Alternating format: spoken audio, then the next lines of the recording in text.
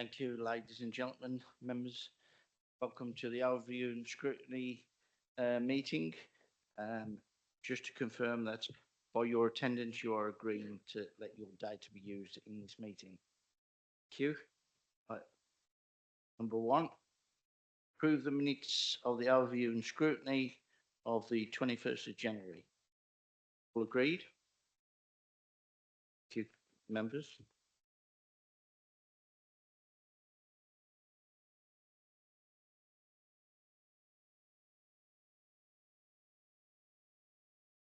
Number two, apologies.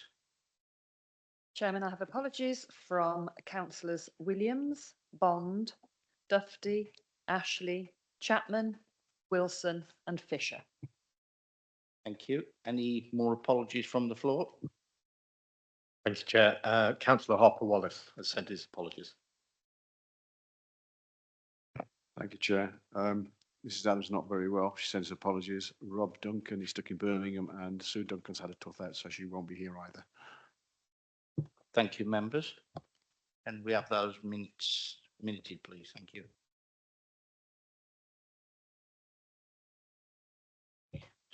Thank you. Number three, declarations of interest. Any? No. Thank you, members. Number four, sorry. UK Shared Prosperity Fund and the Rural England Prosperity Fund at your agenda packs. I will now go to Mark Evans. Thank you, Chair, and good evening, members. This paper is a straightforward report and update on the UK SPF and the Rural England Prosperity Fund funding. It's for your information and for you to note. It is the scrutiny board, so we invite you to scrutinise the paper and ask any pertinent questions. And I'll hand over to Grant.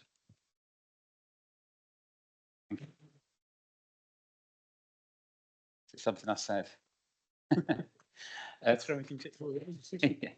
Thank you, Councillor Evans. Members will recall that I come here twice a year to update you on where we are with the UK Shared Prosperity Fund. So this is the final one for this financial year. And you'll be aware that hopefully that the fund theoretically ends as of the end of this month. There is further funding beyond that, but I suppose the bit I'm focusing on specifically tonight is the bit up to the end of March. The early part of the report 3.1 to 3.6 is just the contextual information. I suppose the only thing I would just pull out of that for your information is the three pillars or three priority areas that the funding's been directed to that the government requires us to focus on is the people and skills, supporting local business and communities in place. So if I move on to 3.7 in the report onwards, the first part is the update around the people and skills element, the Creating Brighter Futures programme. Just a reminder that that particular programme is to provide assistance for those residents who are long-term unemployed or for those that need reskilling or upskilling into the job market. In case you also weren't aware, that particular programme won an award last week at the IEC Awards for its work in getting our residents back into work or skilled. As part of the programme, there are a number of expectations that come with it, and I've set those out in Appendix A, so I wasn't going to go through that line by line, but I suppose what I can update you on is that performance overall is very strong across it. There are only a few interventions that require a bit more oomph to get them over the line, and there are a number under. The figures that I've given you are for the end up to the end of January. As of 20 minutes ago, I got the February update report, so this is live, hot off the press. So in terms of those that are I think there were 4 under the 50% target when I wrote this report. Based on the January figures, there are now only 3. And of those, all of them are at least halfway towards meeting the target. And there's only 1 now that is close to meeting the target. So I think overall performance has been incredibly strong. If there are any specific questions on that, I'll do my best to answer it. So I suppose my role in this is as sort of overall programme manager with this, and I can update you on it if there's any specific questions to elements of the programme. I'm not directly responsible for day-to-day delivery for. I can always get those questions answered and feedback to you. The second part is around supporting local business. Now, this does sit with me, so if you have got any awkward questions, then I can pick those ones up. and we allocated 1.9 million of the entire programme towards this particular element of it. And what we looked to do at the start of this was to look at the complete business life cycle. So look at interventions and targets that would encapsulate businesses from whether they were a startup right through to a long established business that needed a sort of some innovation money, for example. So in 3.13, we've set out the different parts of the programme there. Again, I'm not proposing to go line by line through those, but I can answer any questions on them. I think you can see that we've had significant engagement in all different parts of the programme. And they've been incredibly successful. I suppose just to add on to it, while we're on the theme of award winning, we did enter this particular our business partnership and our business support work into the IEC Awards, and we won a gold award, for the National Gold Award for that last week, which was the team are absolutely thrilled. A lot of work has gone into this programme, and we do work very closely with our businesses in very much in a partnership basis to look at what their needs are, what their focuses are. There are also some other elements to this part of the programme. So we've done some destination marketing work, which is about attracting people to come and visit our villages. And that is due to complete, I think, by the end of this week. There is a food and drink guide, which I've seen many people looking at and waving around, which I hope you agree is a really good piece of work. And encourage you and your families and friends to eat out in South Staffordshire. We are working with the Enjoy Staffordshire programme. They have a website for it's encouraging people to come visit Staffordshire, and we're looking at a microsite within that specifically for South Staffordshire, and that's due to complete by the end of the month. And one of the things that we are working on with our business ambassadors, and one of the areas they were really keen to see us progress, was skills and working with our school children and school leavers on what options are available as careers and sectors within South Staffordshire. So we've worked with them, used some UK SPF money to fund a piece of work that will be digital based, picking out key sectors within the district. There's been a lot of filming work and interviewing young people in some of those sectors and roles, so that people leaving school have got an idea of what the future jobs might look like. It looks really good, and hopefully we'll be able to send you out the link to that. That's due to complete in the next week or two as well, and that's looking like a really good piece of work from the early draft that we saw last week. Moving on to the community and place element of it, the bulk of this particular part of the programme is funded from this year, so things like environmental type projects. What we have done is there have been improvements to a number of existing open spaces across the district, and those have now been completed.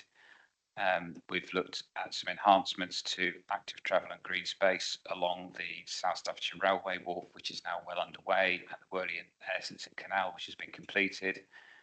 There have been some capital improvements to village centres, and some of you have had car park improvements that's funded, as well as some of the other tourism and visitor economy activities. So we did approve, members have approved a number of projects for what we called the residual UK SPF. So that was elements of the funding that hadn't already been allocated. There was about 1.2 million available. Appendix B sets out those bids that have been accepted and agreed since we last met in, I think it was towards the end of last October. I don't plan to go through those line by line, but again, happy to take any questions on that as well. I'd indicated in the report of 3.19 that we had 3.182 million in total for the fund, and as of the end of February, well, towards the end of February, we'd spent about 2.3 million. Money is really going out the door very quickly now. That money has to be out the door by the end of this month. So even in the space of 10 days since this report was written, another £500,000 has gone out the door. So the money is going out very quickly to fund those projects that are completing and have to be completed by the end of this month. The Rural England Prosperity Fund is allied to the UK SPF and has many of the same interventions, outputs and outcomes. Obviously, it does what it says on the tin. Only rural authorities got this one. We did get 489,000. It's largely small grants for local business and community organisations. And Appendix C sets out what's been awarded from that particular pot between November and February this year. Again, I'm happy to take any questions specifically on any of those. Again, money's been going out the door very quickly on this one. So as when the report was written, we'd only got just over 107,000 of the 489 out of the door. That's now over 218,000. So again, really towards the back end of the month, there's an awful lot of financial activity on this one. Again, just to reiterate that any projects that are funded have to be complete. If they're only partially completed, we potentially have to return. We can't fund them beyond that, so we may have to return any money back to government if that money is not spent or it's completes after the year end. We do have to report back to MHCLG twice a year on performance, spend, and any reprofiling of the project spend. And I'm pleased to say that to date, we've had no major concerns raised by MHCLG on our performance or spend. Conscious that obviously we're coming up to the end of the main 3-year programme for this. So the next time I come and update you, we'll give you a full rundown of the programme for the 3 years. Hopefully you'll be aware that we were, or the government, I should say, did extend the programme by a further year, I think, which was good for us. We have been awarded 1.25 million from that. I think the only disappointing thing was that they've not allowed us to extend the existing programme into next year. So that's why there's a real focus at the moment to get projects completed. Ideally, it would have been nice if we could have slipped some into them, some of them into next year, so that we wouldn't have had this mad rush towards the end of the programme. What officers are doing at the moment is pulling together a proposed plan for utilising that application for next year, and we'll be presenting that to Cabinet, and obviously we'll make sure this committee is aware of what the programme's looking like moving forwards. I think it's probably fair to say, and subject to members' approval, there are elements of the programme that will continue, or is proposed to continue into next year. So I suppose primarily Creating Brighter Futures, some of the Warmer Homes work, some of the business support activity, but obviously there will be a residual amount from that could well be open for further bids into. So that's all I was proposing to say as an update. Happy to take any questions and see you pick up. Okay, members, you've heard the report summarised by Grant there. And I hope you feel the same side. There's a lot of good work going on there. It's quite an exciting team, an exciting time for the enterprise team, and that has been recognised nationally, as Grant alluded to. So yeah, and I think that we've got a plan in the near future to come and give you a more detailed update of the work of that enterprising team, the enterprise team. So members, the report in front of you, is there any questions or observations? Councillor Aaron. Thank you. I note from the report, Grant, that the allocation for the UK Shared Prosperity Fund was 3.82 million, get it right, and that 3.67 is allocated as of 26. That leaves the shortfall, obviously. Is anything able to be done in a hurry with that shortfall? I've been running around with a broom trying to sweep up as many projects as I can at the moment. So I think the issue that we've got now, and we have had a number that they have come quite late in the day where it's almost too late for them to happen, and that poses financial risk to either them or to us if we can't get it completed. If something is absolutely 100% guaranteed to complete in the next 2.5 weeks, then potentially we could still look at it. But we are looking at some of the existing projects. If a little bit more is needed to do a little bit more, then we can do it. So yes, I suppose the answer to your question is yes, we are running around trying to find anything to spend that little bit of money on that is unallocated. The reason I'm asking this question is we have a path that's got 3 routes in it for the park run, and we've been looking at it with some anxiety for a while, but we didn't have the money within the first set of bids to sort that out.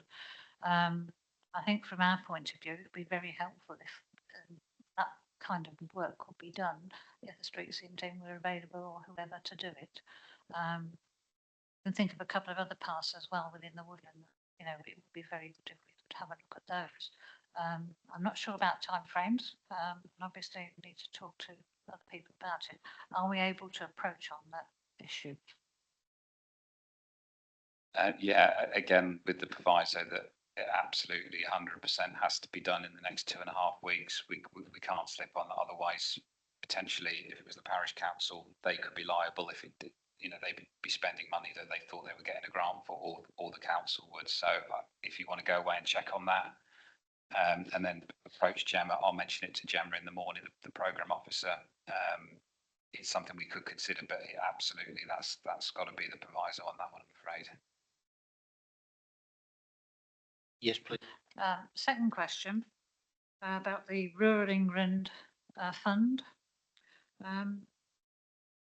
It seems to be very underspent at the moment, and although we hadn't considered it before, we do have another public open space on Kingswood Common, for instance, where we could have perhaps absorbed some of that money.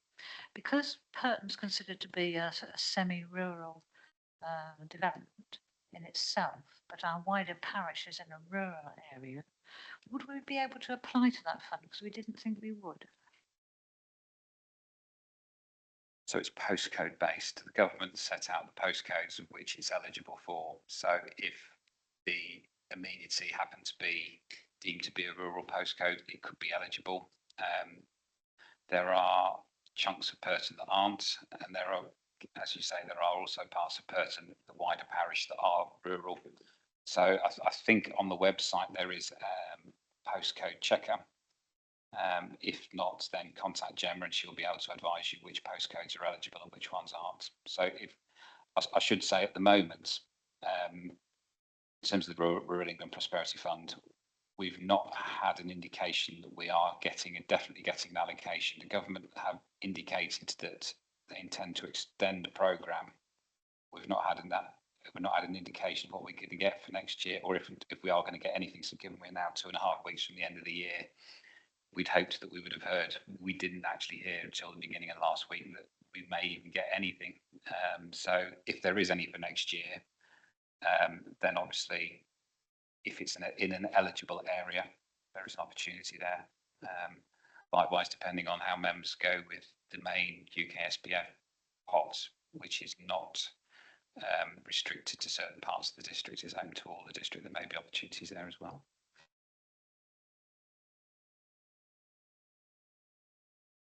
I just want to give a compliment, please, to the team for the work they've done in the Brighter Futures. I'm delighted to see that. I think the more skills we can encourage within, and then better education that we can encourage for some people in rural areas, particularly, and our towns.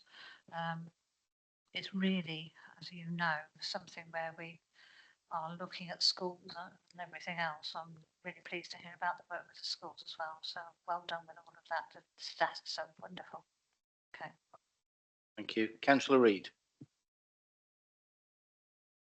Thank you, Mr. Chairman. I just it isn't a question at all. Actually, it's an opportunity to thank Grant and his team for helping us through what seemed to be obstacle after obstacle.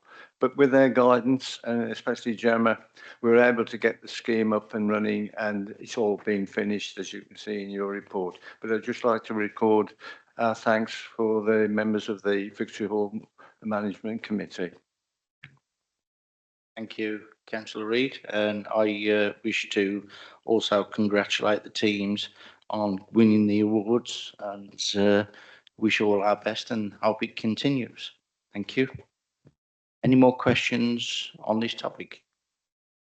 No. I will now go to the recommendation. The recommendation is at 7.1.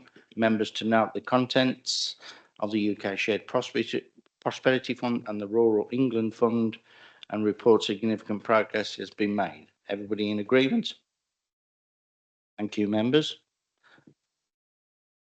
Now to the agenda item 5, review of the ward grounds maintenance. I will now go to Mike Davies. Thank you, Chairman, and good evening, members.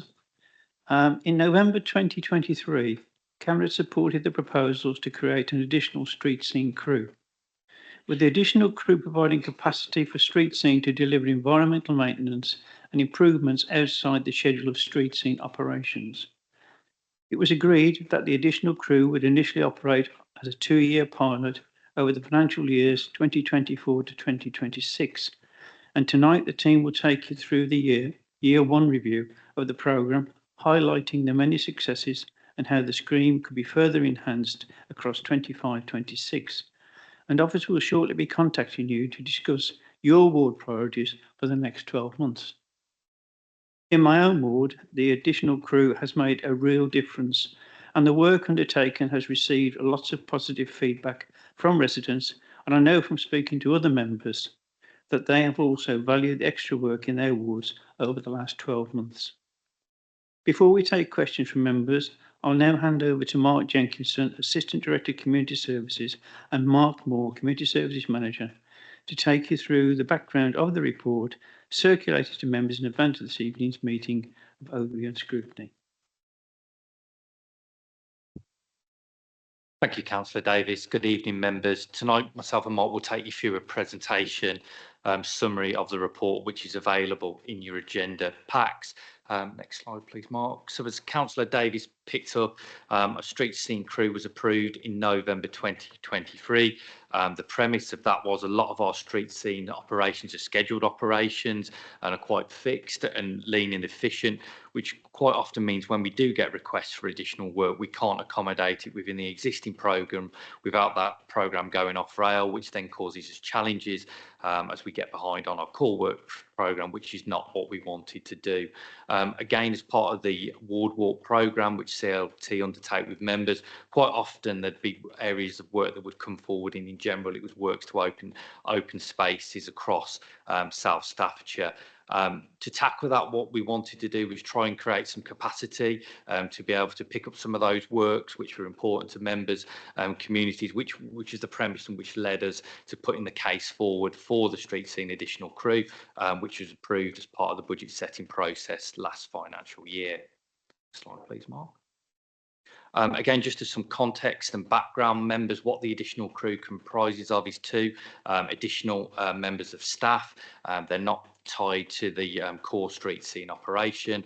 Our key focus was to ensure that it was separate from the street scene operation, so they could focus on this area of work without getting pulled back into the core work of the team, which I think we've managed to do quite successfully over the period to date. The team have got a four-wheel vehicle which allows access to our open spaces and various bits of equipment to allow them to carry out the work on our open spaces. We also carried a small budget as well alongside the team, which allowed us to get in diggers and machinery which was needed for certain areas of work within the extra crew. Again, members, just to confirmed that it was initially a 2-year pilot, so funding has come from earmark reserves, and that figure on the screen is for a 2-year period, so roughly 80k per year to run the additional crew. Next slide, please, Mark.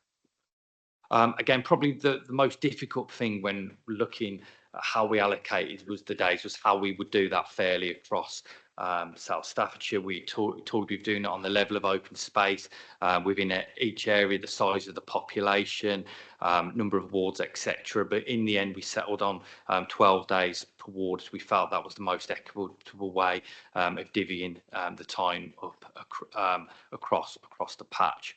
Again, following the approval of the extra crew, myself, Mark, Andy and Ryan carried out a presentation to members regarding the work of the extra crew, what we could do. That led to a number of questions back from members, which has helped us shape that programme over the period of the last 12 months. And individually, street scene officers had held meetings with ward councillors, which again was an opportunity to listen to your views. That was also enhanced by the ward walks, which has allowed us to put a programme in place across those wards to deliver on local priorities and what people felt were important within their wards. Again, what we've tried to do is focus on land owned by the district council, but we've also undertaken some work on parish land and county council land, particularly in areas where we don't have a lot of district council land. We were conscious that where we could, we wanted to add some value and ensure that work was undertaken in those areas. Again, a number of the bigger parishes where there's more than one ward of work close together. Purton springs to mind as a really good example of 3 wards and all the members there working together to allocate 36 days across the whole of Purton. And there's some other good examples of where there's been collaborative working as well to get the maximum from the street scene additional crew. that sets the background and context. Members, I'll now pass to Mark to take you through some more details on the programme. Thank you. So, as Mark said, we arrived at the most equitable way to run the first year of the pilot by allocating each ward up to 12 days. And we encourage members there to work collaboratively where it made sense to do that.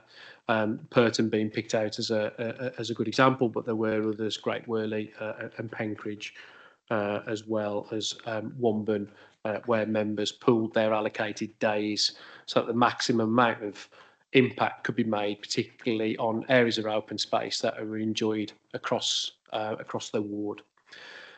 The table on the presentation is taken directly from the report, but it shows the number of days allocated to each ward, the number of days that were taken or had been performed, work performed in those wards up to the 27th of February, and how that translated into the number of individual projects that have been completed.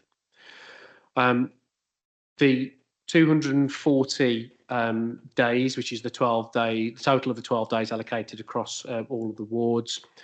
The programme originally was due to commence on the 1st of April, but of course we needed to go and recruit staff, we needed to procure equipment, we needed to procure vehicles, and we also needed some time to work with members to arrive at the priorities and the programmes of work which would be undertaken in each of their wards.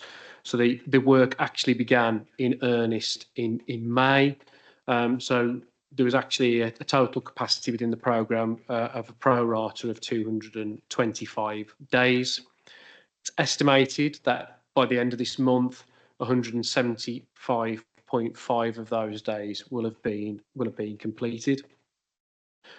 With any of those latent days, though, there's no need for concern that the crews have been sitting around idle, enjoying themselves. We've been putting them to work. They've been very, very busy performing other elements of work across our open spaces. That's include installing some new life buoys across the district in areas where we've got water courses, particularly where we were finding that on our regular life buoy checks, some of these life buoys were being taken and thrown into the water course, and we were continually having to retrieve them. So we've installed lockable water buoys in some of those higher risk areas across the district. The additional crew helped to install a new car park barrier at the car park at Kingswood Common. And they've also supported some Friends Group activities, such as repairing benches in Jubilee Wood. So the crew have been really busy for the entirety of the first year of the programme. The projects, as we said, we were encouraging members to bring forward projects as a priority on our land that the council owns. However, we did recognise that many of the wards will have far less in terms of council-owned open space than others, and we wanted to make sure that there was a district-wide impact from this work. So we did also say that we would undertake work on Staffordshire County Council land, Parish Council land, and Housing Association land with agreement from members and those relevant bodies. You can see from the pie chart on the screen the breakdown of where we actually completed work. So 69% of all the work completed was completed on district council owned land, 30% on county land, and 1% on parish council land. We just broke that down then a little bit further in terms of the number of days that were completed, and just bringing in the interest, the land interest, as well as the ownership aspect. It tells a very similar story, but from that point of view, 7% of work was carried out on parish land or interest, and 3% was work that was in conjunction with Friends Group activities. Throughout the first year of the programme, there's some really good examples of three-tier working in action. Billbrook was a tremendous example of this, which touched on all aspects of three-tier working and brought in the UK SPF work as well. So you may have noticed, and particularly Billbrook members will be aware that the additional crew have installed a number of new bollards on highway verges. The bollards were purchased by the parish council, partly with funding from UK SPF.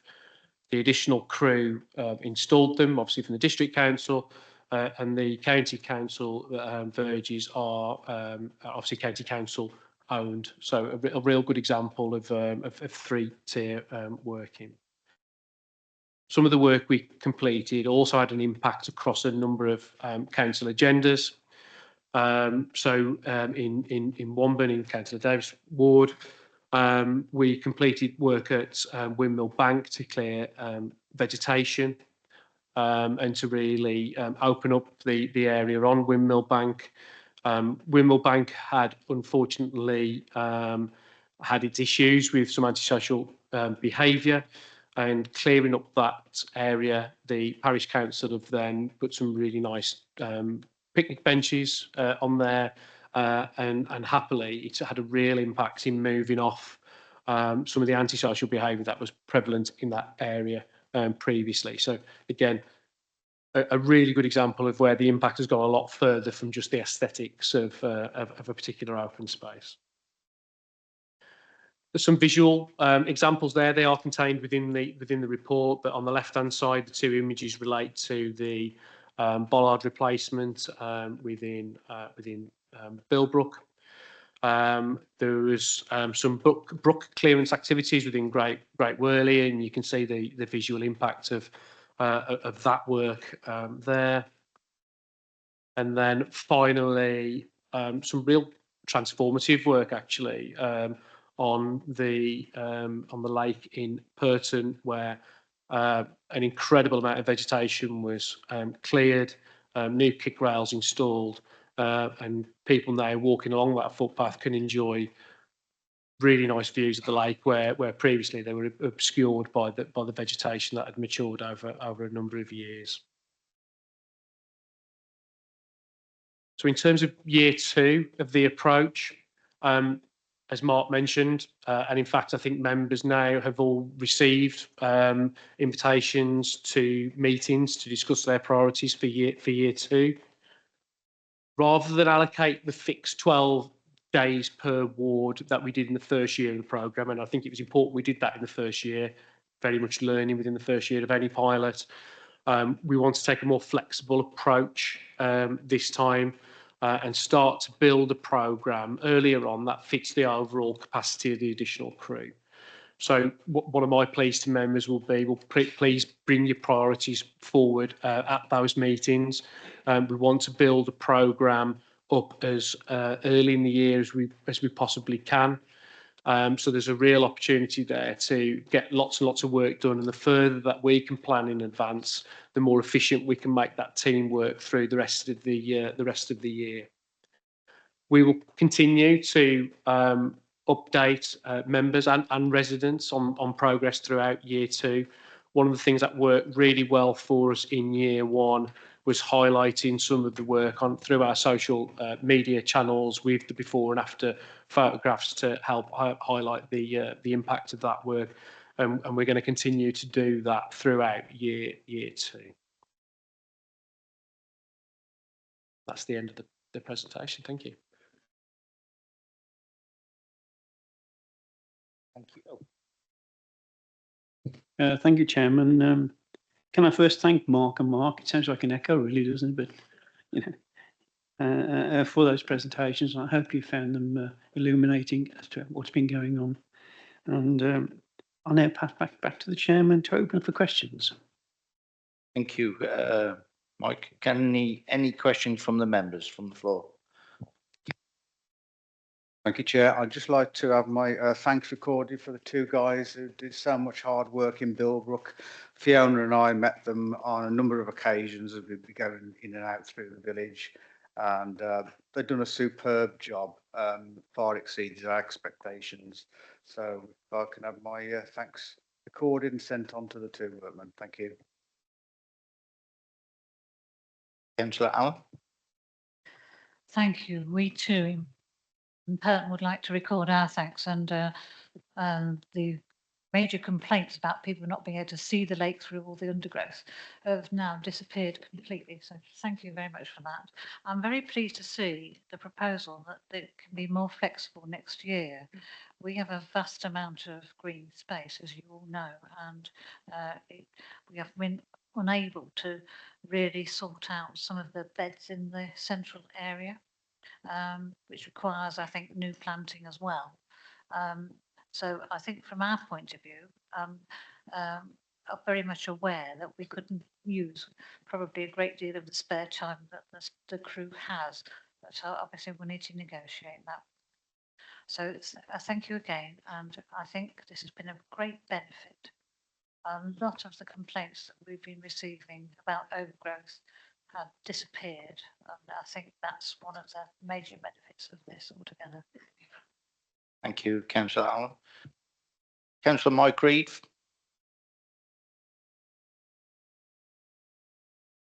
Robert.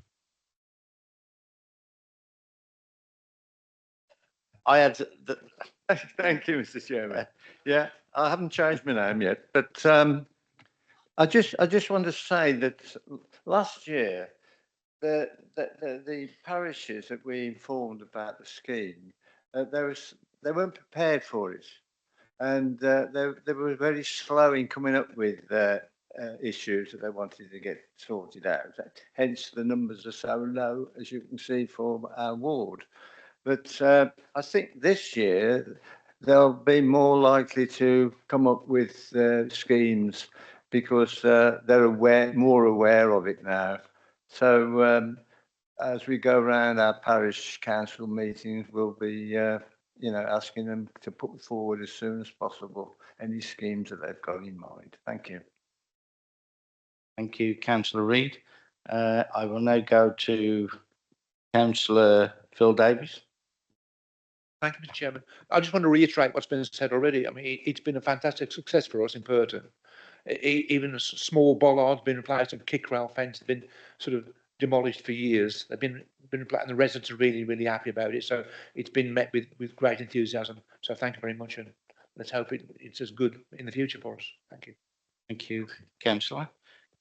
Councillor Bob Coe. Thank you, Chairman. Yeah, I think we're all learning what fits into this category. Interesting that predominantly it should be council-owned land, then it's county council, parish councils, but I'm interested in what was said about housing associations. On the pie chart, it didn't show how much work was done on the housing associations. Now, I'm finding in Featherstone in particular, it's the areas that the housing associations are not keeping up with to maintain. So are we able to invoke this scheme for where they're not doing the work? And I realise the housing associations are not here tonight to defend themselves, but I think in Featherstone now we're learning this, that we will be looking to do some of the work the housing associations are not keeping up with. But it's in great danger, isn't it, that we've only got the 12 days. Interestingly as well, bollards, until you gave the example, I didn't realise you'd corrected bollards. In Shareshill, where I actually live, some of the county council bollards are tipped over where vehicles have impacted them, etc. Would we go to that extent to correct them, or should that go back to the county council? It's just detail really I'm asking for. Thank you. Thank you. Thank you, Councillor Cope. Firstly, regarding any work allocated to housing associations, although it was an option to members, we didn't undertake any work on housing association land last year. That's not to say We won't if there is any specific issues members want us to look at in their wards. Again, our default is picking up work on our own land, but should there be capacity or specific priorities that members have got, we will look at those on county, parish or housing association land. In terms of Councillor Cope's other point, again, we will look at bollards. I think the example Mark used was the bollards were purchased by Bilbrook Council. They were installed on the county highway verges, but it was our crew that did that. If there is any damaged ones at the moment, I guess that would be via county as a rectification job. I think the ones we've put in a new bollards or replacement ones, but again, it's something we can look at as part of the scheme if that's what members want us to do next year. Thank you. I will now go to Councillor Dan Kinsley. Thank you, Chairman. Again, guys, thanks so much for the presentation. I think Mike, you mentioned the marks. I think top marks is how we should refer to you from now on. Really, really good presentation there, guys. And from my experience and my colleagues in Womben, the work that has been done to transform the village centre around our Maypole area, it's completely different. Not only is this a testament to the work of the crew, and do we think what they've done is fantastic, but the feedback we continually get from residents is exceptional. They're very pleased to see it open. It's parkland now. The picnic benches are being used. It deals with antisocial behaviour. It also deals with a vermin problem that seemed to exist given the bushes, given the cover there as well. So there are actually far wider implications of this than simply the extensive amount that you've detailed throughout the report already. My question really is that there are lots of completed projects that are evidenced there, and the number of days that have been used in each parish and ward. We certainly did in Womben. I assume it's the case right around the districts. The level of projects that were proposed, that were put forward and sort of like rag rated or numbered in sort of priority order for us. There are undoubtedly going to be those that are outstanding.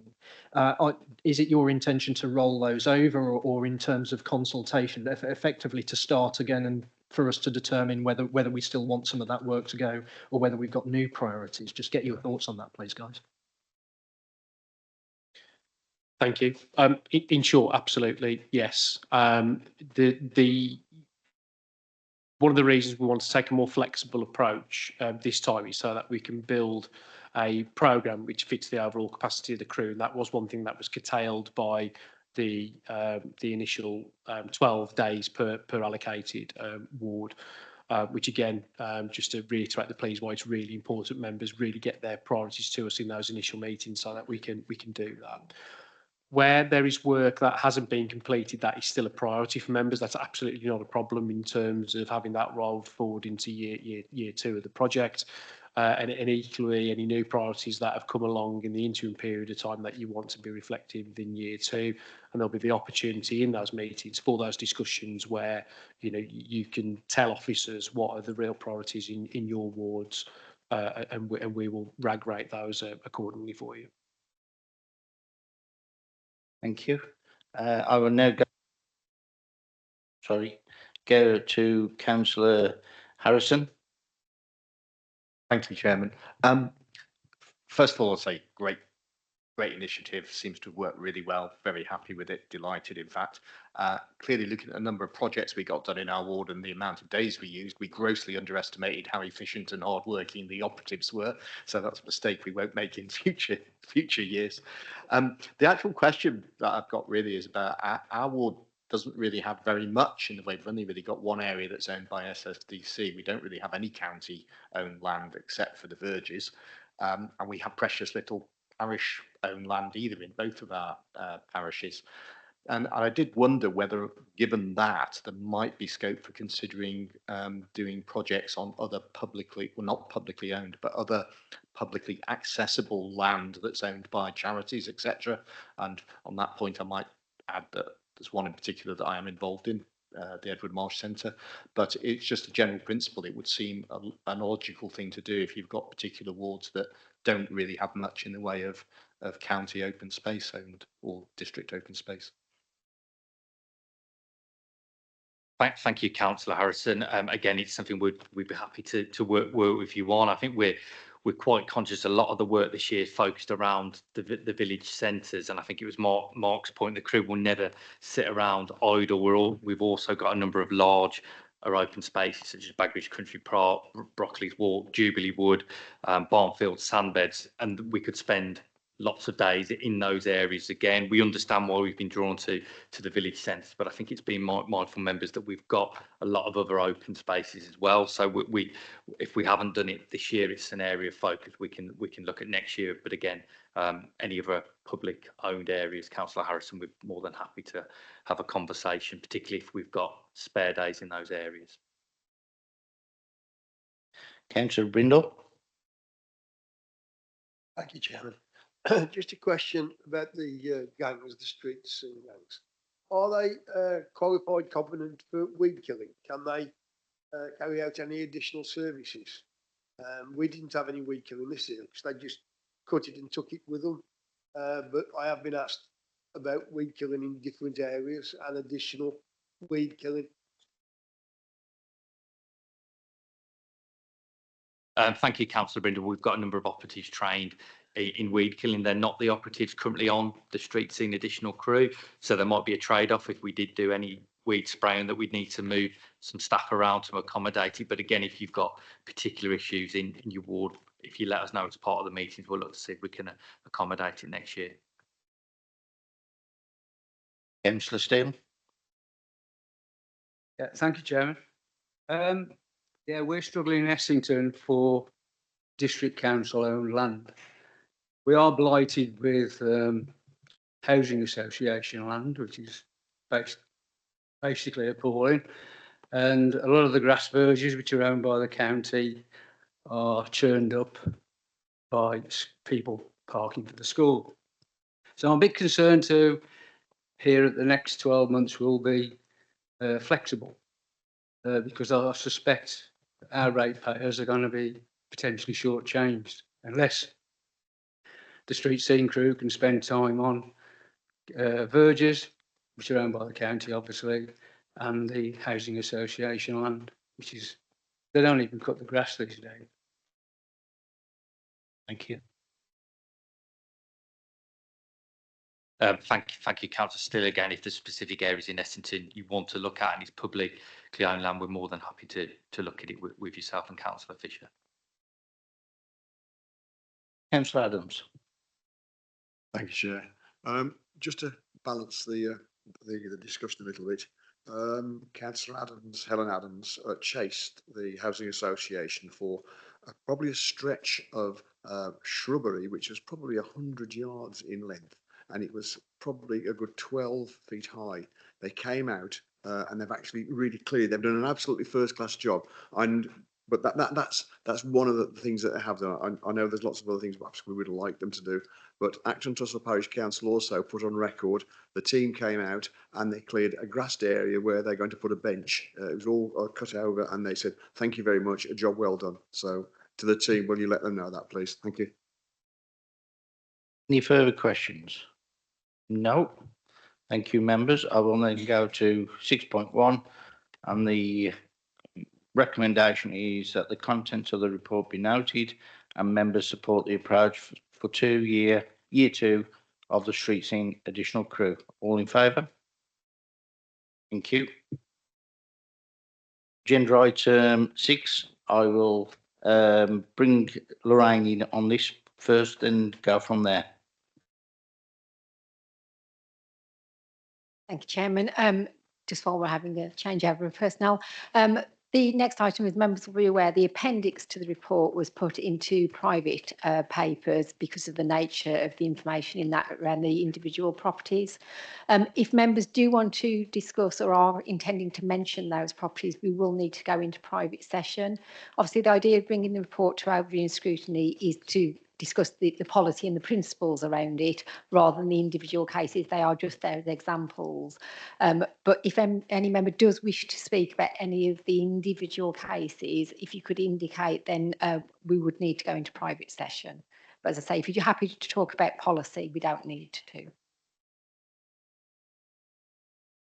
Any members want to discuss the individual properties? No? Okay, then it's just a policy. So I will then go to the policy, which is to bring the long-term empty properties back into use, and I will go to Councillor Mark Evans. Thank you, Chair, and thank you, Lorraine, for clarifying that. Members, this paper represents a change of approach by the council in bringing these long-term empty properties back into use. It's to make use of legislation that already exists, but in a more robust and proactive way. Grant will go through and highlight the benefits of their approach, and also we will allude to what we're describing as a success story. Again, we invite you to scrutinise the paper, scrutinise the policy, and ask us any questions or make any observations. Grant. Thank you very much, Councillor Evans. So I suppose what we've probably set up nicely there is already a comment there that we've got huge numbers of long-term empty properties that are very difficult and causing problems in the communities, and that's not the case. I suppose what we do have in South Staffordshire is, and I can speak from experience having previously dealt with empty properties both here and in other local authorities similar to South Staffordshire, you generally tend to find that the majority of properties are empty or at some point in the sales or lettings process, and when we've been out to have a look at them, they've been sold or been let since, or what is often quite the case, they're stuck in probate somewhere, so in which case there's not a huge amount you can do about those. But what we do have is probably a handful of persistent long-term empty properties, so that's primarily where we're talking about this evening. We have got a housing and homelessness strategy, and within that we do set out an approach to empty properties that we want to get them back into use and obviously utilised for families or individuals or whatever, and it does set out the legal powers that we have available to us.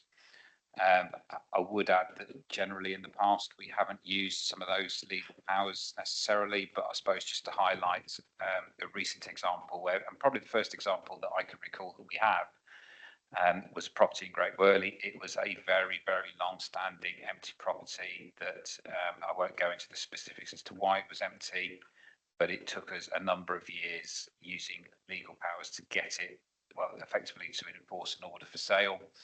That eventually worked its way through the courts. That property did, the sale was enforced. We were able to recoup our costs, which were quite significant in that one. As we've set out in the report in 3.2, there was a huge amount of unpaid council tax as well as other costs around enforcement and tidy up notices as well. And I think it's possibly on Councillor Perry's patch, should be more than aware of this particular property. It took a long time to get it back into use. But I think what it did do is the approach that we ended up taking was a multi-team approach, and a number of teams were involved in making that happen. And I think what it probably showed to us is that for some of those really persistent, problematic long-term empty properties, the solution is out there if we want to get a little bit more robust about how we approach them. So I think what we would say is, and what we do tend to do, and this I say is a multi-team approach. So you tend to find that we've got housing strategy folk, council tax folk, planning enforcement, environmental health are quite often involved in some of these particular properties. Is that legal action would only ever be a last resort. I think we always try to work with owners to get them to bring it back into use. We do find some owners are unwilling to do that for a variety of reasons. Some of them are quite difficult emotional cases where they've grown up and maybe their parents lived in those properties and the parents have died and they don't want to get rid of them. So there are some quite difficult ones that we've got to try and tread quite carefully with, and we would always try and work with those owners. But there are also some where we do have owners that quite frankly, they're not interested. They don't want to do anything to bring them back into use, which I suppose for me sounds quite an odd one. You've got an asset. Why would you not want to utilise that with either letting or selling it? And it's probably those sort of particular owners that we're looking to suggest that we target with this slightly more robust approach. So what we probably reckon at any given time, we've probably got anywhere between 15 to 20 empty homes that fall into that sort of category, and we broadly traffic light them. The appendix, I think we've probably highlighted the three that are top of the pops at the moment that are more difficult particular properties, and I can see some nods from some local members who will be aware of one of them in their particular patch at the moment. So I suppose what we are looking at is, and where we get that overlap across service areas, are properties where we've got a substantial unpaid council tax, repeated planning enforcement interventions. So, for example, they've had Section 215 notices, tidy up notices in common parlance, where we've got environmental health interventions with public health concerns, so vermin, for example, antisocial behaviour and community safety issues, and repeated complaints from members of the public, elected members, local MPs, partners, etc. I think generally, I know there are 5 examples there. Quite often what we find is all 5 of those happening at the same sort of time for the worst cases.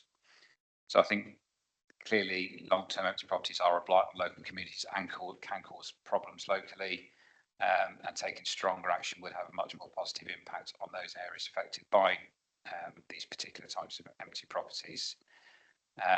We do find that, I suppose, when we have got the problems, it's also quite a big drain on teams, because they're all different teams are having to deal with things at different times. So there's a sort of persistence, and I suppose a yo-yo effect where these properties keep coming back and we've got issues with them.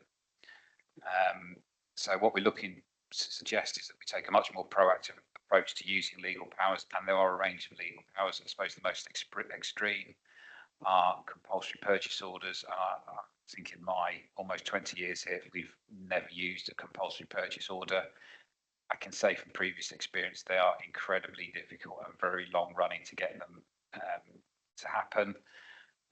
So we've never necessarily gone near those, but there are other options available that we've set out in 3.8, and we use the order for sale approach with the particular property in Great Worthy, because it had racked up quite a significant amount of debt to us. So ideally we want to work proactively with owners, but we do recognise that these ones that need a long-term solution that may involve legal process. So I think what we want to do is broadly open up a discussion with yourselves as members. I think historically, I'm probably going back a number of years, members were less keen on using some of the more stick approach with some of these, but I think if we do want to bring them back into use, it's something that we may have to consider. So it's really initiate a bit of a conversation this evening whether you as members are happy with that approach, that we look into it a bit further. I think we do recognise that, I suppose that the best phrase I can put is it's almost to speculate to accumulate this, and there will need to be money that we look to try and see where we can find that to get these, because it does cost legally upfront to do a lot of this action, but potentially we recoup it back through debts paid back when we can enforce a sale. So I think what we're asking is a bit of a conversation this evening. If you're happy with the approach that we are proposing, is we will go away and look at what we specifically need to do and potential costs for making that happen.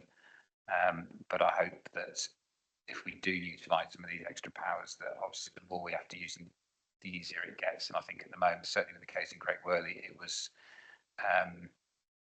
because we never used them, it took a lot more work, and it was a particularly complicated legal case, that one, which took a long time to come to court. So I think if you're happy, Councillor Evans, I'll open it up for questions. I'll try and deal with them as best as we can. I think the approach will be that if members are broadly comfortable that Councillor Evans will issue an individual decision over the next few days, and then we'll look to do a little bit of extra work and come back to you at a later date. 2 seconds. Let me just get the names. Councillor Harrison, please, first.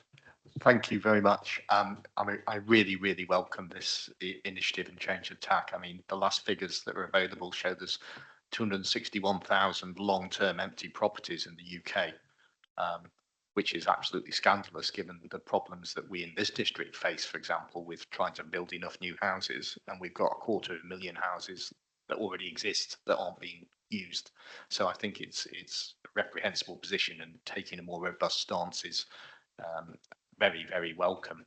I guess, apart from offering my support, the question is, can we extend this approach, given new legislation around commercial properties and high streets, to taking a more robust approach with those properties as well?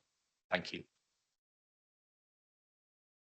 Yeah, so you've alluded to some new legislation that's just come in around, I think, best way to put it is high street auctions. So effectively, it's doing what an empty dwelling management order would do for residential property, where effectively you can enforce the letting of a high street property. So it is new legislation. It is something that we are looking at. I think I'll look behind me at this point.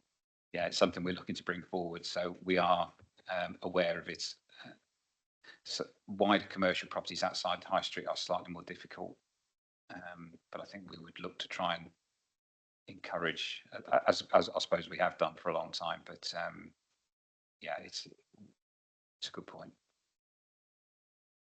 Councillor Brindle? Chairman, I just want a clarification on the terminology, problematic long-term empty property. What is, like, 4 weeks, 8 weeks, 6 months, 2 years, 7 years? What is the definition of, or what is the legal issue for empty property, please?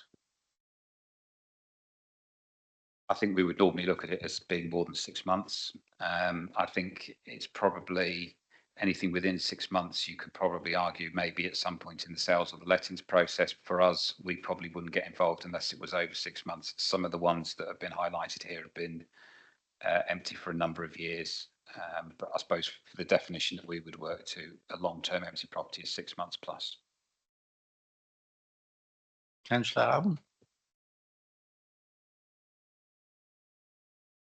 Just to ask about the state of the properties, because it's recently been drawn to my attention in the last 6 months. We have one property that's been empty for 20 years, a 3-bedroom home, and another property that's a 4-bedroom home that's been empty for 11 years.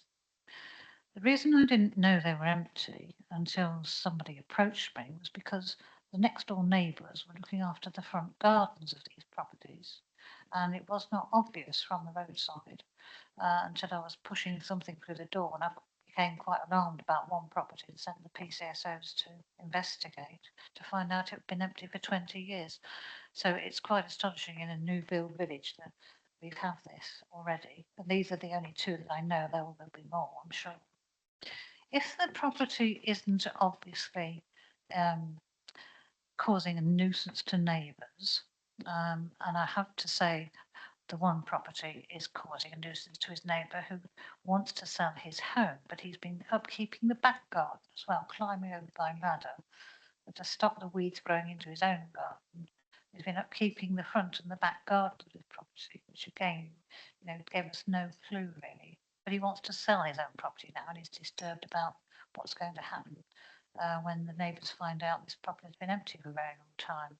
So some of the properties are not obviously empty is one difficulty, and they are not causing a neighbour nuisance in the way one would expect. What's the attitude going to be for that kind of scenario?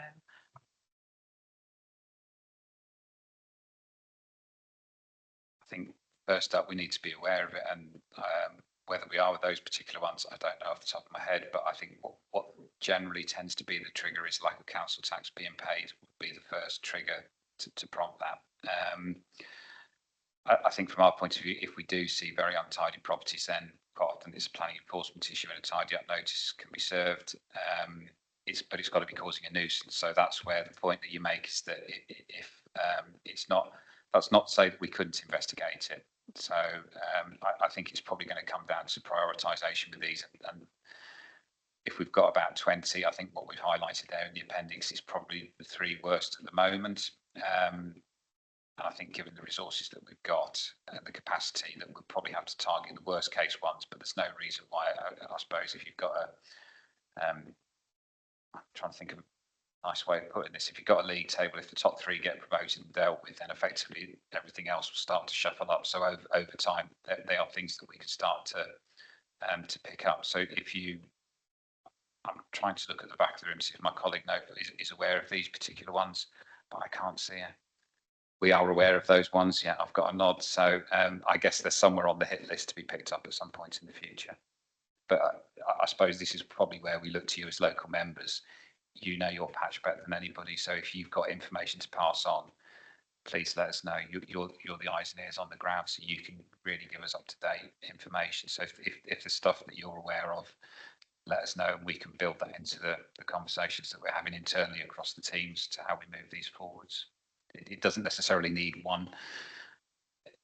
If they're not untidy, it doesn't mean to say they're not a problem. Yeah, Councillor. Following on with that, if vermin are seen within the home, for instance, squirrels or rats running along the windowsills, does that count as a nuisance because it's internal to the home? Thinking in environmental health terms, it may do. If it's impacting on neighbouring properties, then yes, it will be. I guess that becomes more of an issue then in environmental health terms. So if that is the case, then you need, or the neighbour needs to let us know, please. Councillor Burnett. Thank you, Chair. We have a property in Billbrook, which is a farmhouse, which is semi-detached.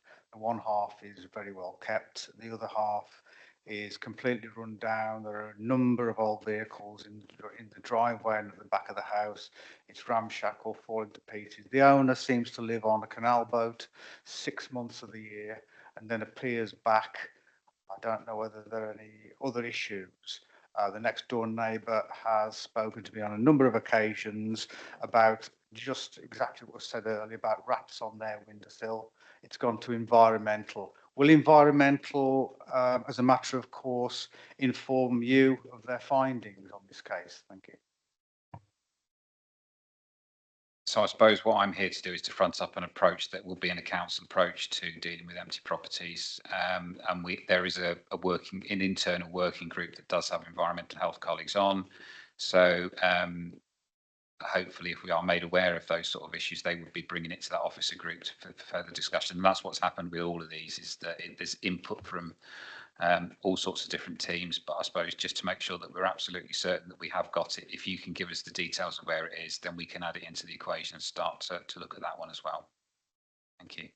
Can I just say, members, if you know of any properties, go to the right avenues, and from there we are to scrutinise the policy. If we can stick to the questions of the policy, please. Chris Steele. Yeah, thank you, Chairman. Before you tell me off. So if a property looks half decent, and I assume there's council tax to be paid on an empty property, and that's being paid, does anybody take it, apart from the neighbours, if you don't know, does anybody else take any notice of it?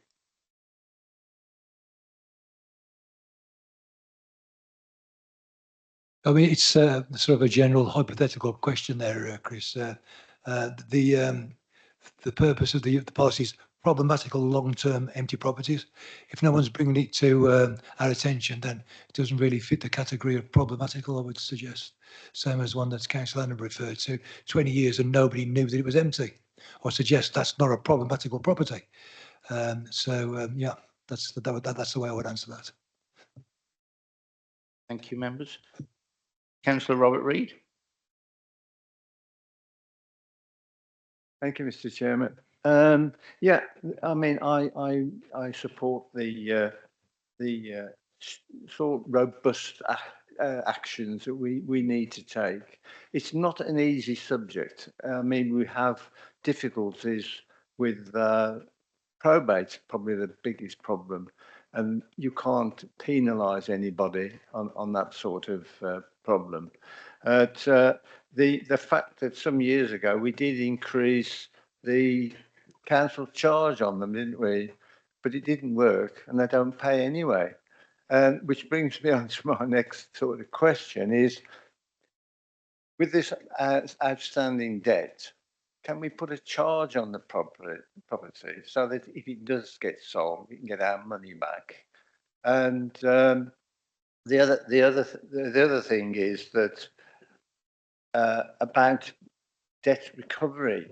What methods are we using to get the debt paid? I presume you've got a debt collector of some sort. I don't know. Perhaps you can enlighten us. On the first point, Councillor Reid, about charges on property, yes, charges do go onto properties. So hence that was the issue with the Great Worley one, is all of the council tax outstanding amounts plus all of the costs for tidy up notices where we've had to go in and do works by default go on as a charge. When we enforce the sale, we get that money back because there's a charge on the property. So yes, we do.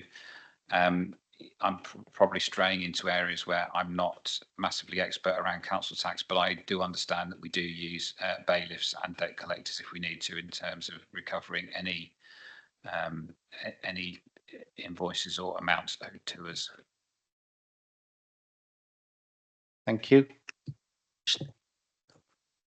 Yeah, Councillor Steele, sorry. Sorry. Yeah, but one quick note.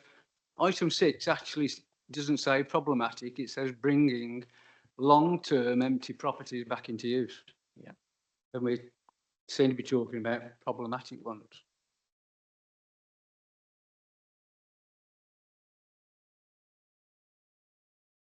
Well, I think in terms of prioritisation, then obviously we want to be dealing with the most problematic ones first, because they're the ones that are causing the biggest problems in certain parts of our district. So I think ideally we want to bring all long-term empty properties back into use, but part of this proposed approach is really around tackling the most problematic ones first, the ones that are causing the most difficulties in some of our local communities.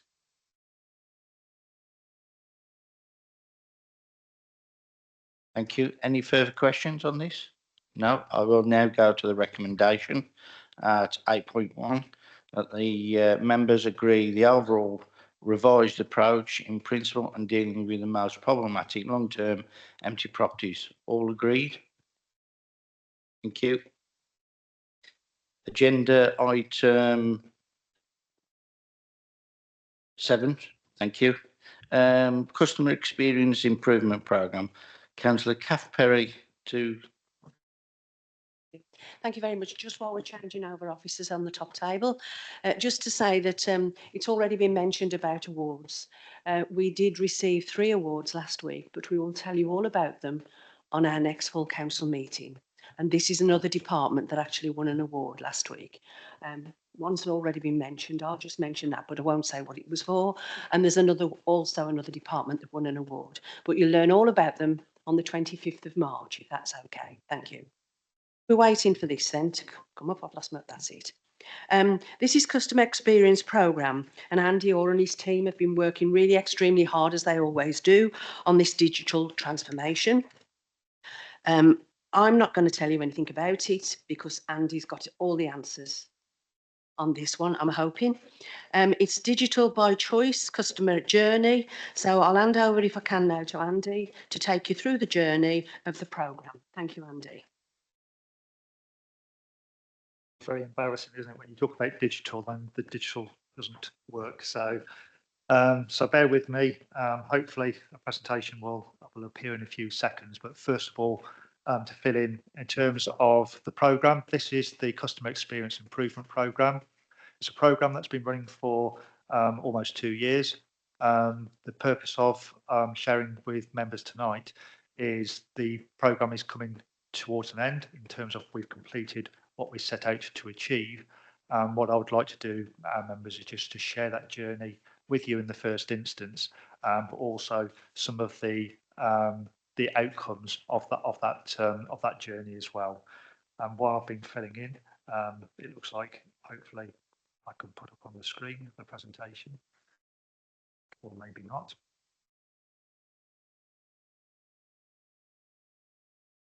Absolutely.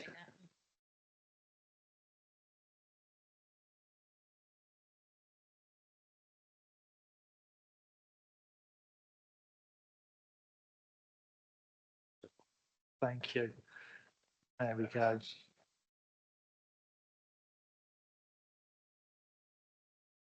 So really, I suppose what I want to do is go back to the start of the journey. And the journey was very much this vision here in terms of what we've tried to achieve. What we wanted to set out was to provide really good, excellent customer digital customer journeys for our residents. Journeys which they want to use by choice. And I think the important bit is digital by choice. There are many councils that have decided that they want to force their residents down a digital route, and what they've done is removed some of the traditional channels of communication and ways of communicating with us. We've taken a very different approach. We've decided that we will go digital by choice. We will make really good digital experiences, really good digital journeys, and by making them good, our residents will choose to use our digital services and hopefully do that transfer from the traditional channels where it's appropriate to those digital channels. Not all digital channels can replace the traditional ways of contact.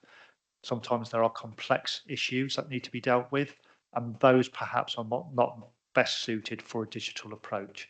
So this is about using digital to the best of its ability, and for our residents to make that choice at what's most appropriate for them. So that was the starting point of our journey. And as you can see, we formed, in terms of the programme, 4 themes that we were going to approach.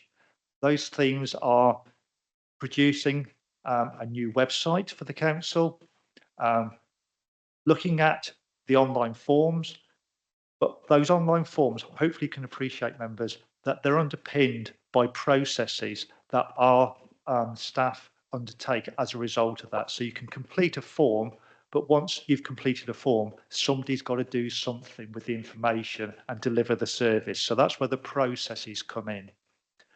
But also, right at the end of it, once we've collected all that information and we've acted upon the service, how do we know we are doing a good job? How do we know that we have delivered the service that our residents actually want? So we capture that information and we turn that into insights so that we can see where we're doing a good job, so that we can repeat that, but also what we can see where we could do things slightly better and make those improvements as well, which is where the reporting side comes in. So that was our journey, and that was the programme that we've tried to bring to life through these digital services.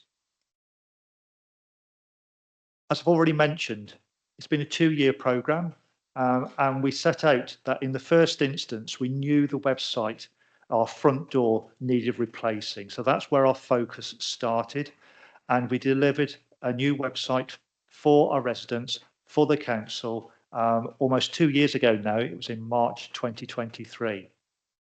Following then, we turned our attention to the processes and the online forms, and we did those in an iterative way. I'm sure, members, you can remember years and years ago, people used to deliver IT projects where they came away with a set of requirements, and then you never saw anybody for like 12 months, and then they'll turn up and say, ta-da, there we go. And everybody goes, I don't remember, that's what we wanted. I don't think that's what we wanted at all. We didn't take that approach.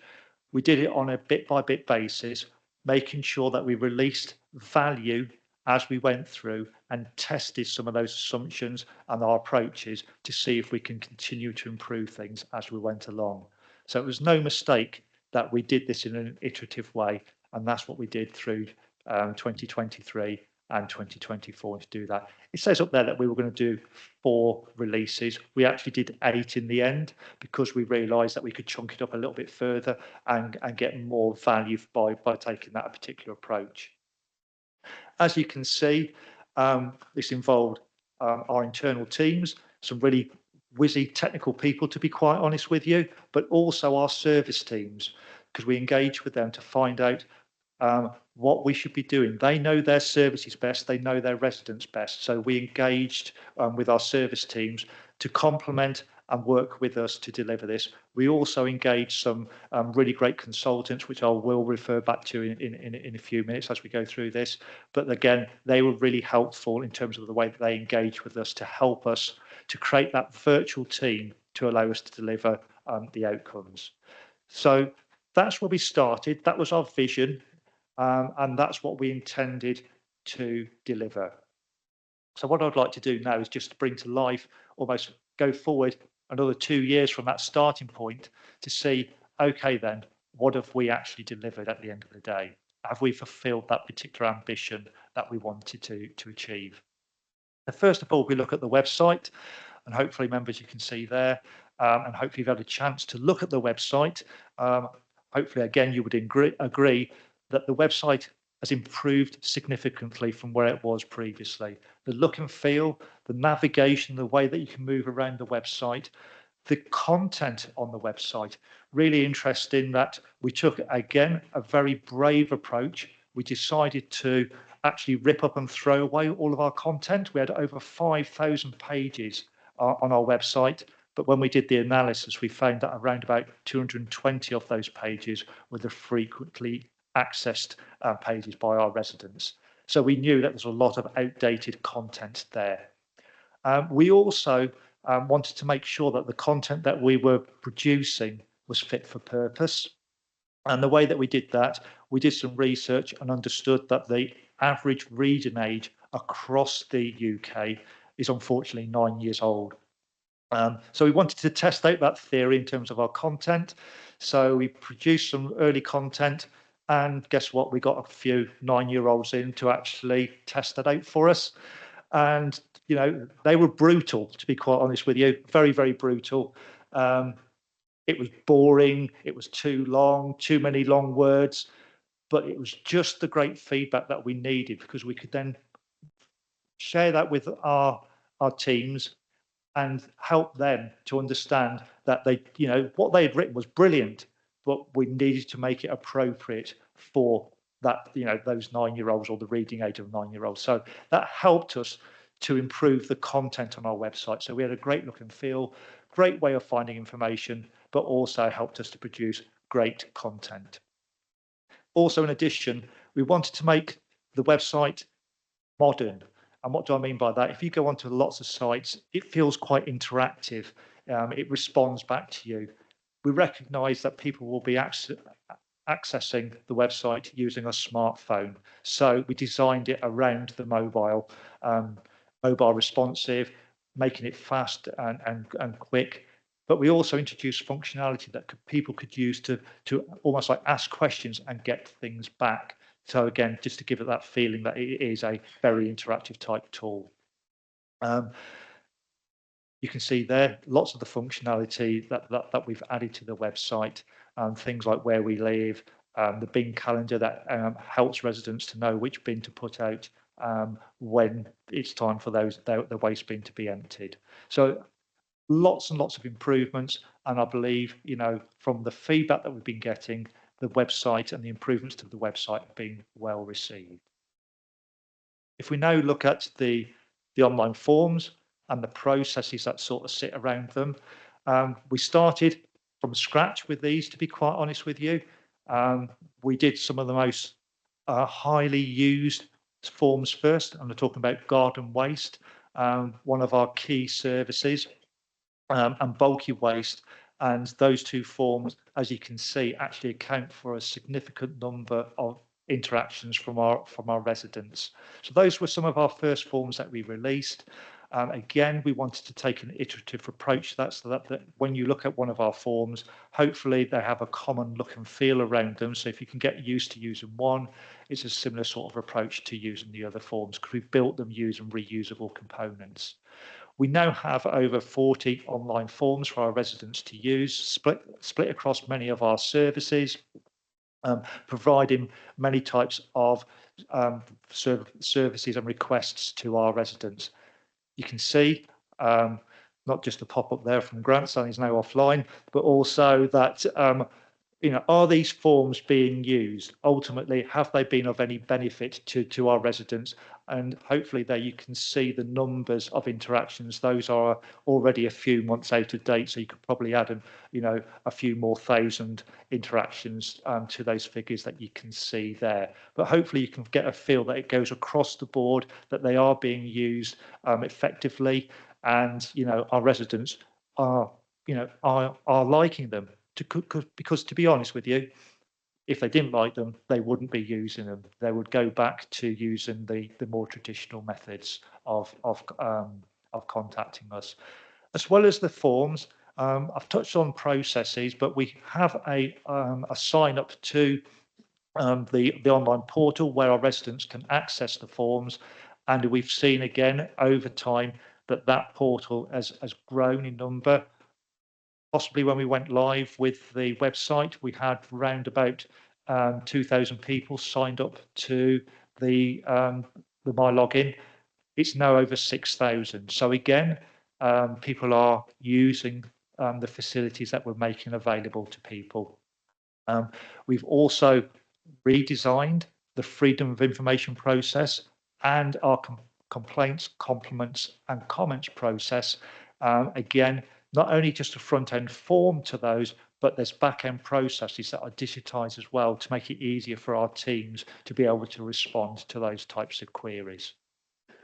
So hopefully, again, you can see significant improvement in terms of our presence there from an online forms and a process perspective. And finally, I want to touch on the insights. As I mentioned earlier on, capturing all this information, passing it on to the back office, making sure that those services are delivered. We capture that information. We need to do work with that. We need to harness that information and make sure that we are using that to improve our services going forward. What we have done is created a number of digital dashboards that our staff can use to understand how well they're performing, the types of requests that are coming in, how many requests, how many are answered on time, how many have been delayed. And what we can do is see that information actually sliced in various ways. So if you're sitting in a service team, you would like to know how many requests have come in with regards to that particular service team. But if you're a member, you would like to see that by locality or ward, or actually, on a from and to date, for example. So what we've got are these digital dashboards that allows us to drop down on that information and interrogate that information. So it gives us informed evidence around decision making that we want to make going forward. We can export that information to some of those popular Microsoft products. So again, it gives us the flexibility to use that information that's available to us.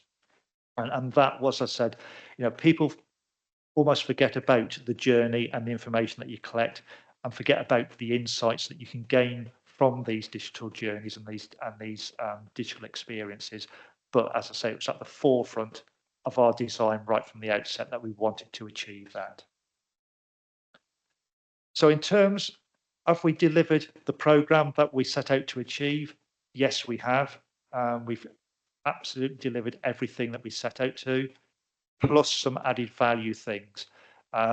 We've introduced an accessibility tool for our residents to use to help residents that may have neurodiversity needs and dyslexia type needs so that they can access our information. Also, it provides the translation service. So if English is not your first language, we can actually in real time translate the content on our website into the language of their choosing. So that's a real benefit for our residents. And we've also introduced something called What 3 Words, which you may be familiar with. That just helps with location type searches. As you can appreciate, we are a rural district. If we're trying to do something like fly tipping, for example, and pick up the fly tipping, it's a location rather than normally at somebody's property. So we've used What 3 Words integration to help us pinpoint where the fly tipping is. As you can appreciate, a programme of this nature, we needed to have strong governance in place to make sure it delivered on time and to the budget that we had available to us. I mentioned earlier that we had some of our suppliers engaged with us to help us to deliver this programme of work. We had 2 main suppliers that worked with us. And what we did do is that we broke the work down into milestone payments to make sure that those suppliers actually completed the work to our satisfaction, to the right quality before that we actually paid them. And that kept them honest and also made sure that we were getting value for money throughout the whole of the programme. As Councillor Perry has already mentioned, we also submitted our journey to IEASY under the Digital Technology and Data Insights sort of category, and we were very fortunate, and I'm really proud to say that we got the bronze award for that as well. So, again, it's a validation, I think, of some of the work that we've done. It's not only me saying that we've done a fantastic job, but IEASY are saying that as well. And then in terms of the impact, great outcomes, but what does it really mean from our residents' perspective? Digital by choice, really clear. We wanted to make really good digital service that our residents wanted, enjoyed, and will keep on going back and to use again and again. And we've already seen that as a consequence of what we've delivered, the shift from the telephony sort of channel to using the online forms. Our customer services team have already seen a reduction of around 11% in terms of the call volumes. That's great because it means that people are using our digital services, but it also means back to perhaps those more complex cases, our residents can get through on the phone to have the customer services team deal with those more complex cases. So it's a win-win in that respect. We're increasing the adoption of our forms, as you can see through the numbers earlier on. The take up of those of the services is continuing to increase. And what we're doing on a weekly basis, we're getting feedback from our residents through the website in terms of what they like around our services, but also where we can improve things as well. So we're getting the good and the bad, and we are responding and really dealing with, the opportunities to improve the service, both in terms of the digital side of things, but also if there's something that we can do around the more traditional way of delivering our services. What I will say, members, is that even though the programme is coming to a close, and this is obviously the completion report for this, we don't stop there. We're already focusing on the next programme. We've laid a really solid digital foundation for good customer digital services. And what we are going to do now is that probably some people, that dreaded word, artificial intelligence, we're going to, harness that, and we're going to build on what we've already done, those firm foundations, and use artificial intelligence, use bots, use automation, and really go forward. We can only do that because we've got these solid foundations, and that's what we're intending to do going forward. So it doesn't stop here. It's just the start of the beginning, to be quite honest with you. Okay. So thank you, members. Thank you for listening. I'm happy to take any questions. Any question? Councillor? Just want to say congratulations on doing it for £450,000. Given how much money is often poured over the IT projects, I think you've done remarkably well to get it in at that target, the cost of a 3 or 4 bedroom house in a lot of the villages around here. Well done. I would like to see some of the savings that you've made through these changes, these developments, could still go towards supporting some of our older residents, of which we've got quite a few, so that they can still access services, because they're not going to be using smartphones or even computers. Thank you.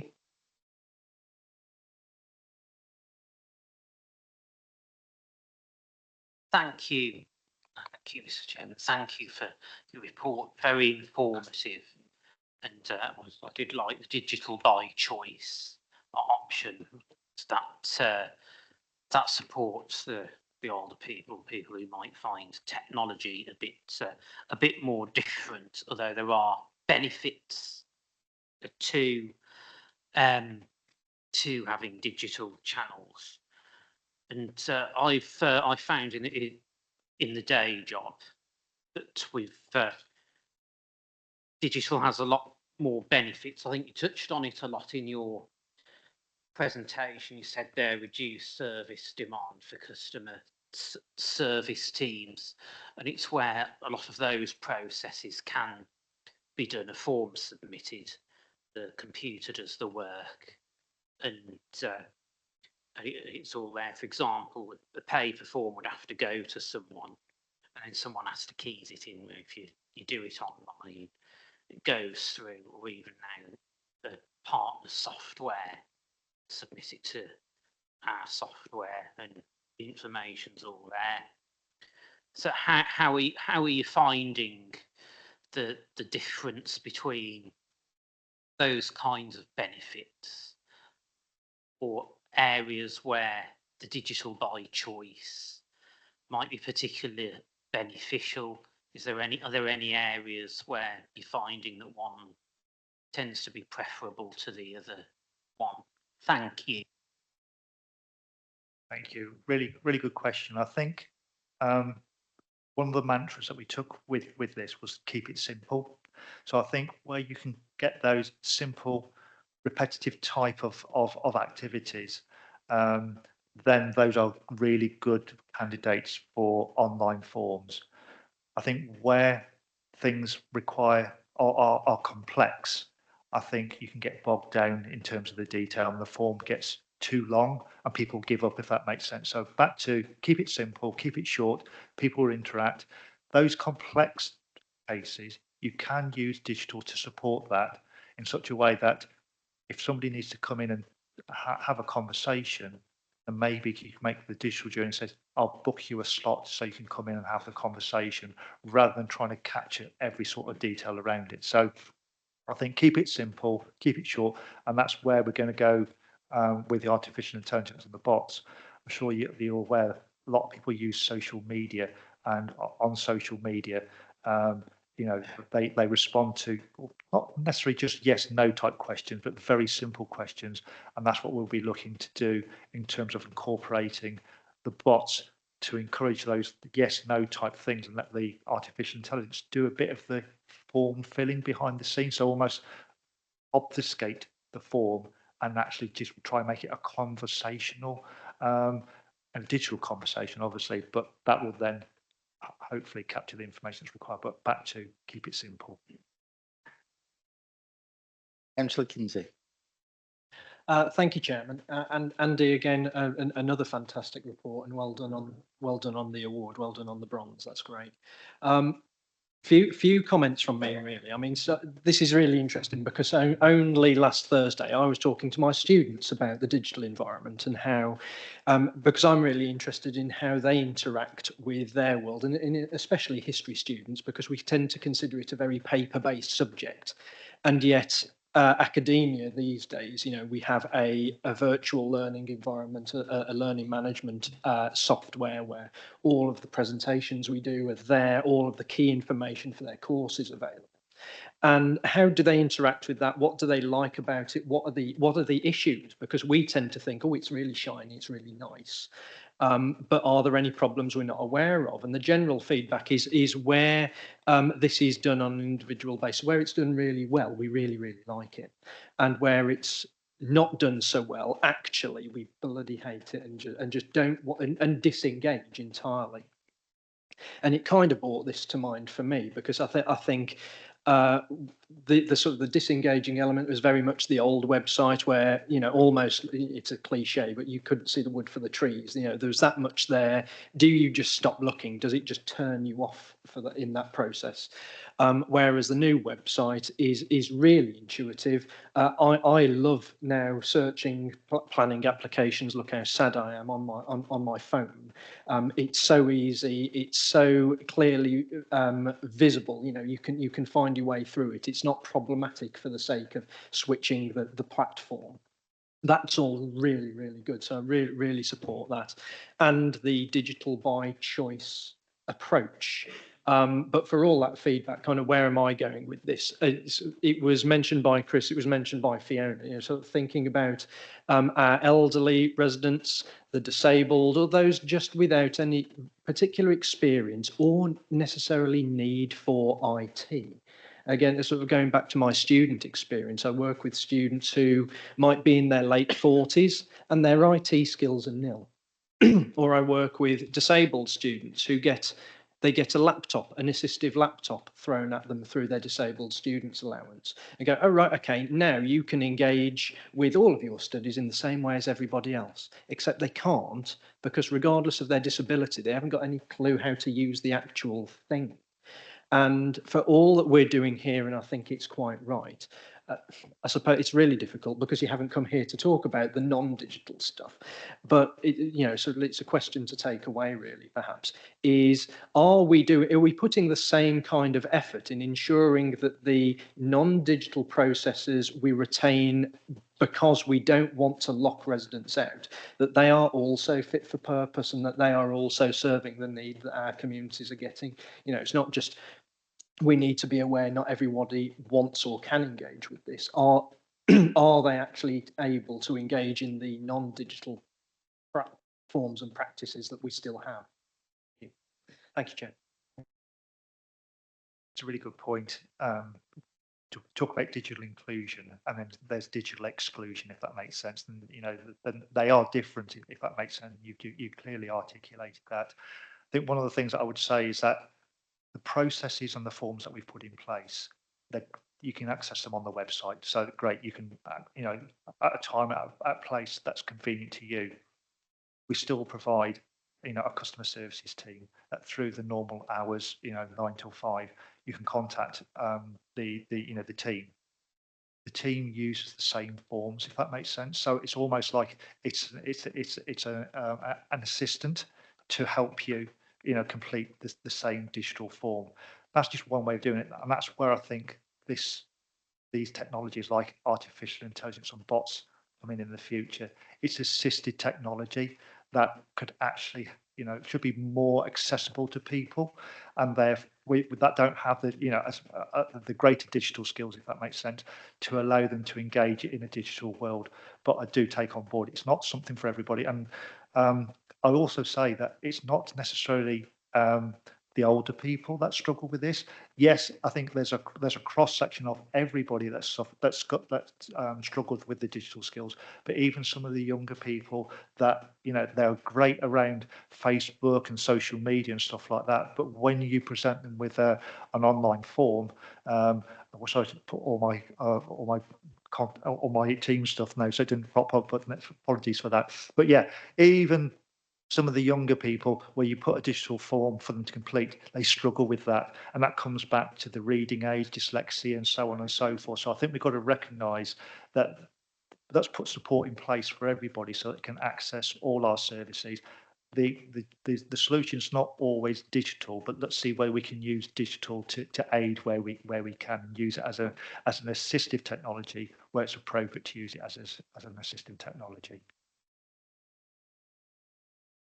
Councillor Allen. Thank you. I don't know if this is possible, but for my elderly mother-in-law who had an eyesight problem, we actually colour-coded her telephone so that certain colour buttons connected you with a certain person.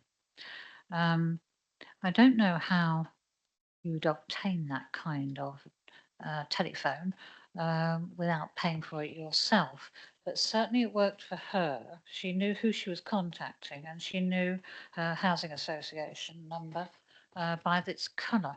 And I'm wondering myself now whether it will be possible with the Recite Me app to have colour on a screen somewhere that they could touch and then be connected to a customer service operator.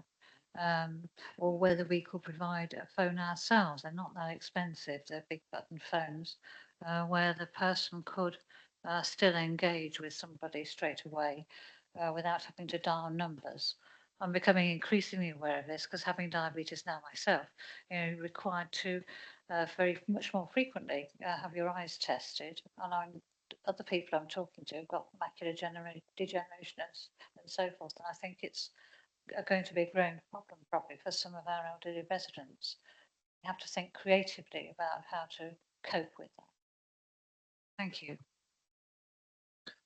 You're absolutely right. And I think that's where the digital inclusion comes in really, and if you like, the digital exclusion as well. So there's things that we can do around Recite Me and the website and stuff like that, where I think it will help people with things like dyslexia and stuff like that. So the Recite Me tool can allow you to change the colours, allows the resident to change the colours of what they're seeing. So even though we present the website with our branding, if that makes sense, you can go on to the Recite Me tool and you can pick all sorts of colours. And on there, there are set colours that if you suffer with dyslexia, you can just click on that and it will change everything around appropriately. You can also get the Recite Me to read it out to you. So again, if you've got visual impairments, you don't have to read the words, you can get it read to you. So these are the things that I guess that we can do around or we are doing around the website to improve the accessibility. We can do more, I think, around the overall accessibility side of things. There are many tools available, and I think for me, it's making sure that we understand the challenges of our residents to make sure that we got as many of those tools in place as possible. I mean, a lot of people do that have smartphones these days, and within the smartphones themselves, there's a huge amount of functionality that helps accessibility. But perhaps people don't know that is available to them, and perhaps part of that is the awareness training around that to say, if you got one of these, did you know you could do X, Y, and Z with it? So I think that's definitely a big part to play in it, and helps with those more traditional channels of communication as well.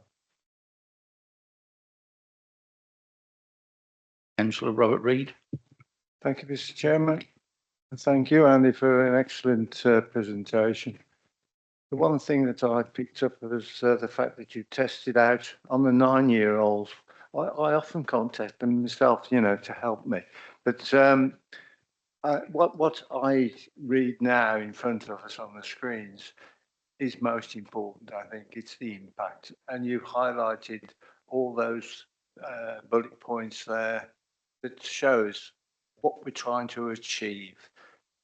We've got to adjust, no doubt. There'll be hiccups, and we accept that. But at least it's the purpose. And I think that, first of all, if we can divert calls away from the staff to allow them have more time to go through and explain perhaps difficult things, the better. And certainly there won't be that long telephone wait. I think that's one of the most important ones. But I think that the impact that you've put up there tonight, to me, is the most important factor. Thank you. Okay, members, I think we've debated this topic quite a bit. I will now go to the recommendation. It is recommended that members note the successful completion of the Experience Improvement Programme. And is everybody happy with that? Thank you. I will go to agenda item 8, which is now the South Staffordshire introduction, the new community engagement, and Jackie Smith. Good evening, members, and apologies, it's about to be another presentation, but I promise they will talk quickly. But this is a really important one and does follow on really from the last presentation in terms of how we are looking to use that digital by choice opportunity in terms of engaging with our communities. And I'm sure members will appreciate that engagement over the next 2 or 3 years will be absolutely crucial for us with our residents. But rather than debate about digital by choice, there will be, as always, lots of different methods. So this is just focusing on that opportunity to actually use a digital platform for those short soundbite, quick, sometimes when we want to test the temperature of our residents in terms of how they're feeling about things. So it's just the digital platform. I'd like to introduce 2 of our staff who don't get the opportunity to come and see members quite so often. So hopefully both Beth and Alex will enjoy the experience tonight. But importantly, Alex particularly led with a lot of this work through being a member on our Aspire Talent programme, and he's a very talented person, and presented to the Community Engagement Members Working Group last year about the platform. So again, hopefully this resonates with some of the members who were on that working panel, where we're able to actually share the labours of that work. And also Beth now has recently taken on a new post to actually lead on our community engagement over the next 12 months particularly. So I'll hand over to those 2 to give you an insight into this exciting new platform.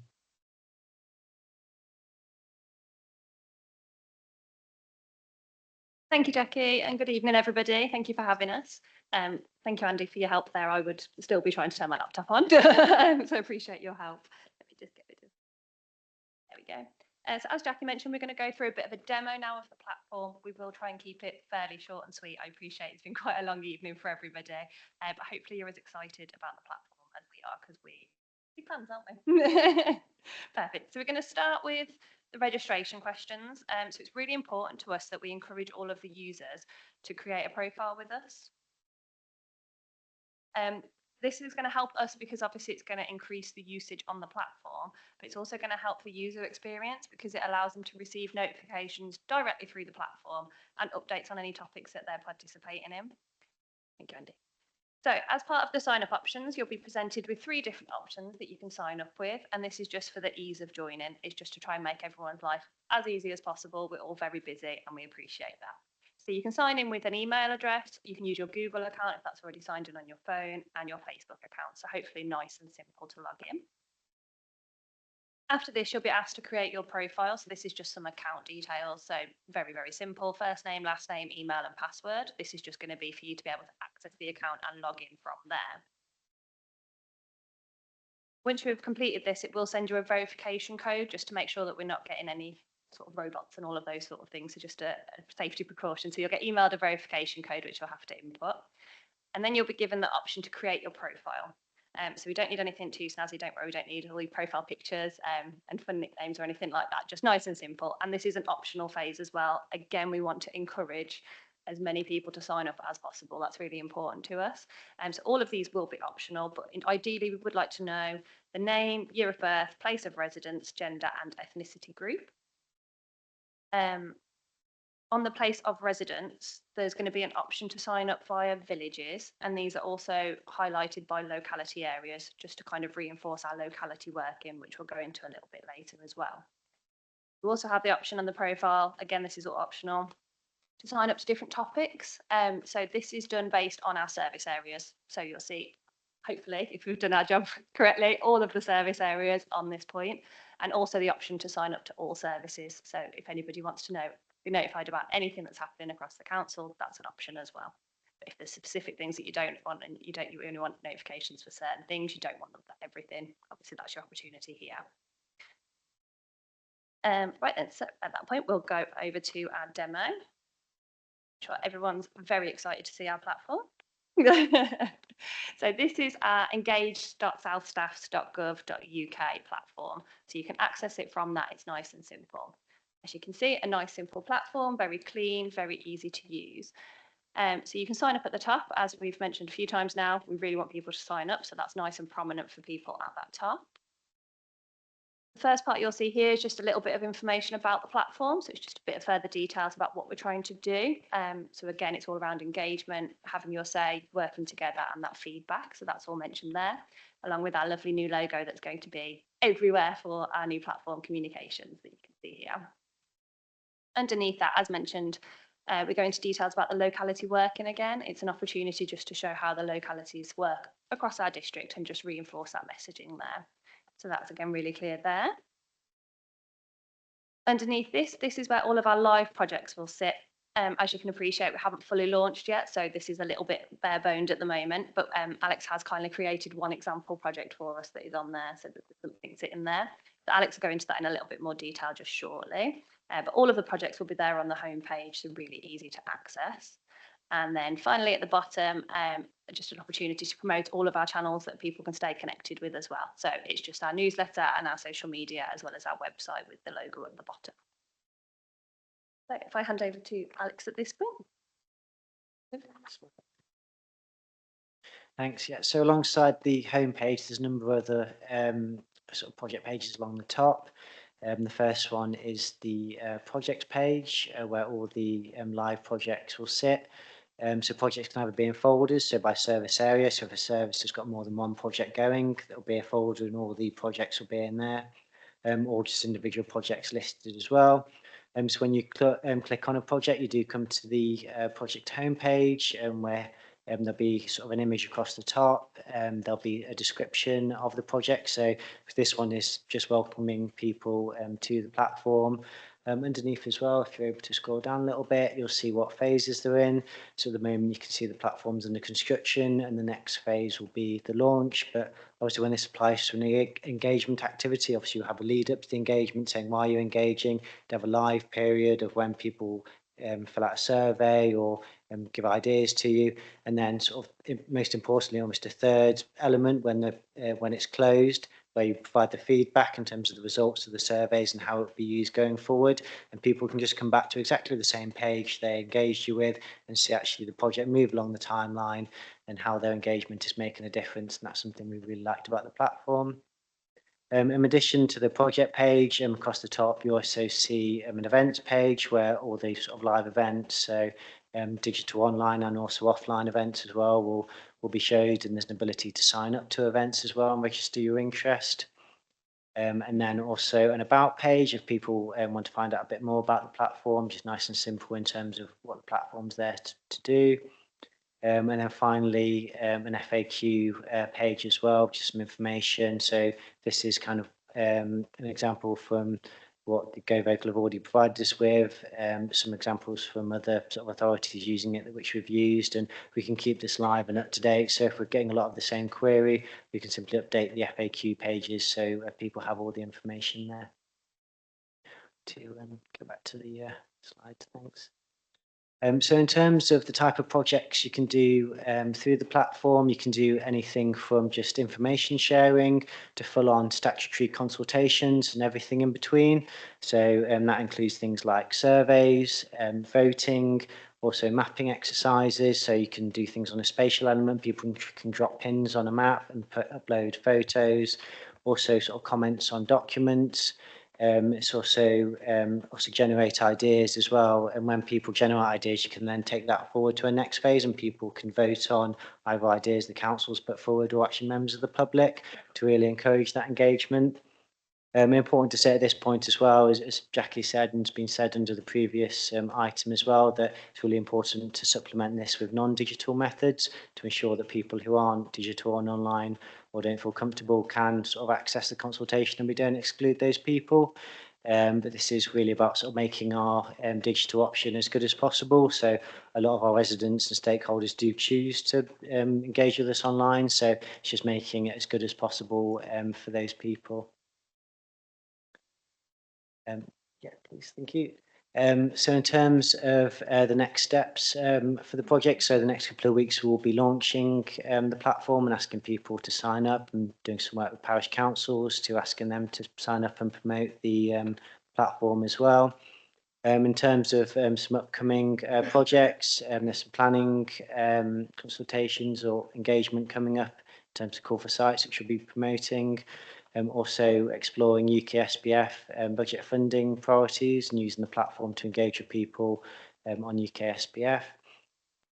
Community governance review as well as potential to use the platform for, and we're also working with the waste team at the moment in terms of the engagement they're doing, particularly around sort of food waste and renewal of their contract and getting engagement there. So lots of exciting projects coming up which we're looking to use the platform for.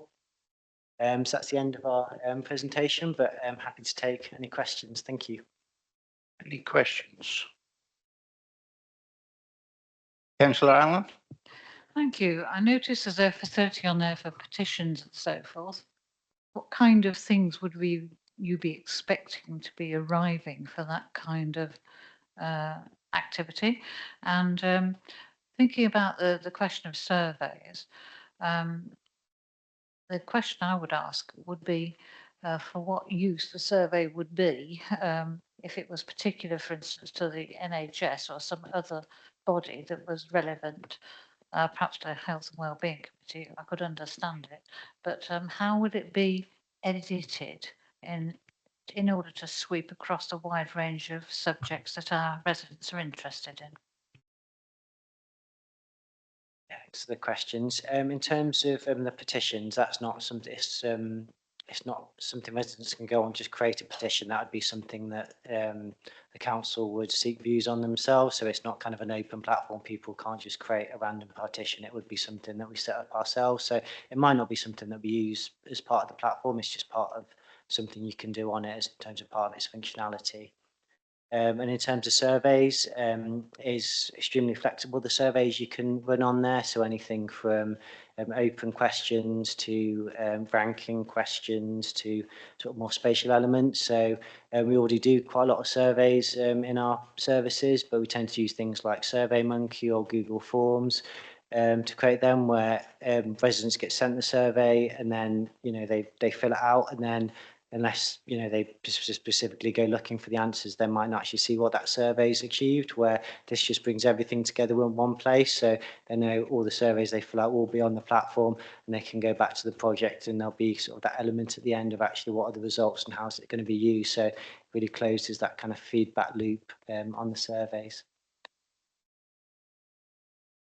Any further questions? No?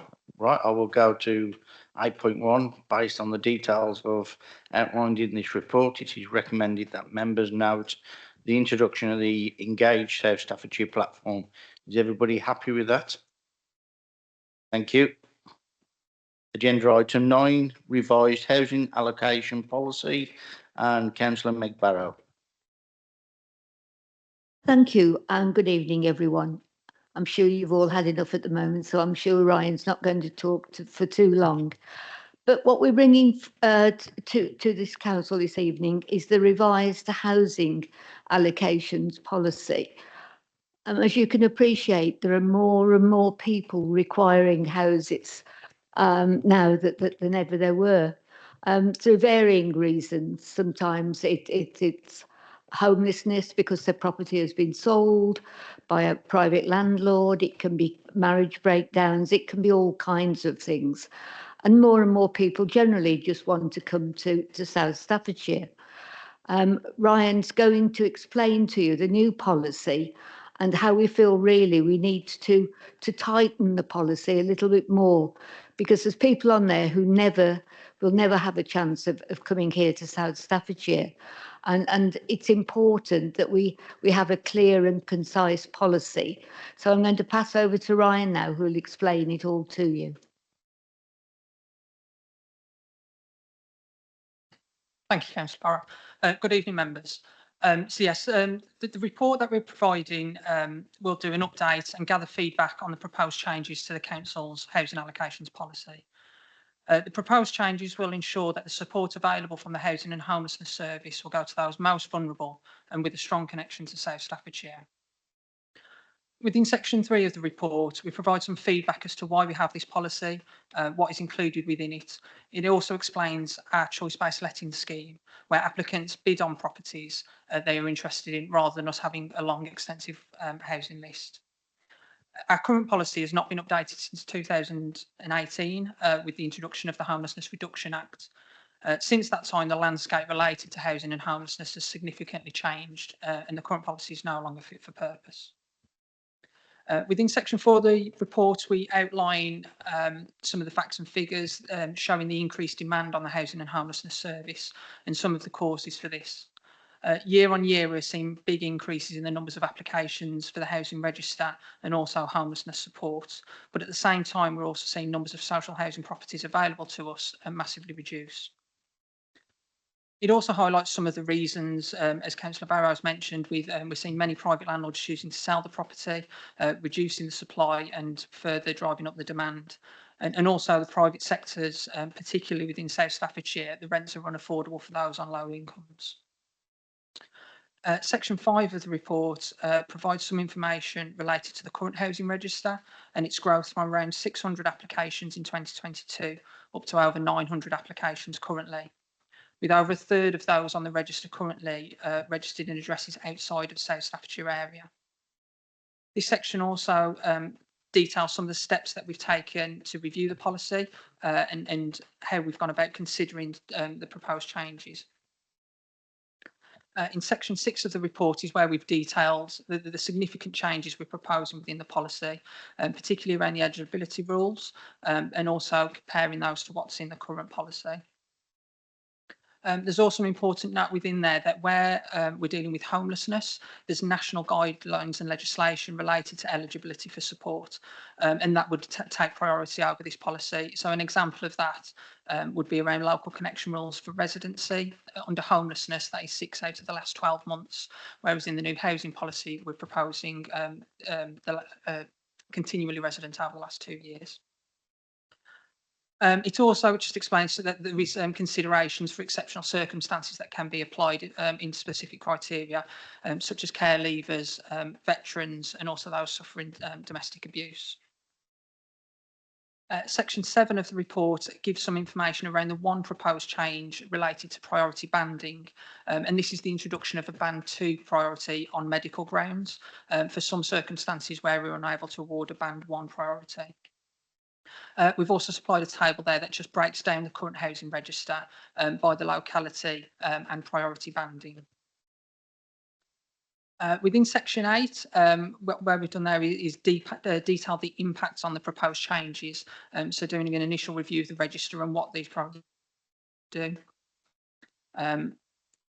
Once the new policy goes live, we will be conducting a review exercise of every live application and considering their circumstances against this new policy.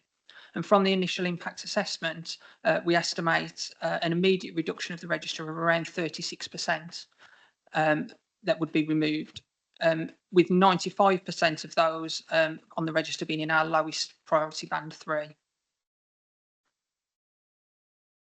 Information and support will be provided to those that have removed on other ways to access social housing, such as applying to housing associations directly. And the final section of the report just details our next steps. So the live consultation that we have out at the moment, that's due to close on the 31st of March. A summary of the feedback received to date has been included with this report.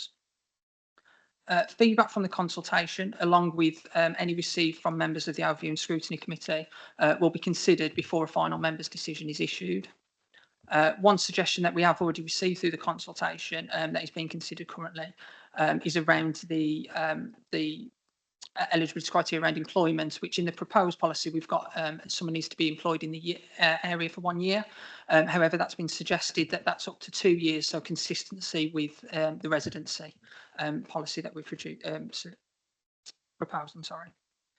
So just in summary, the new housing allocation policy will allow the housing team to focus and prioritise on the most need residents in most housing need. It will allow us to reduce the current housing register by removing those who do not meet the new eligibility rules and support those with the strongest connection to South Staffordshire.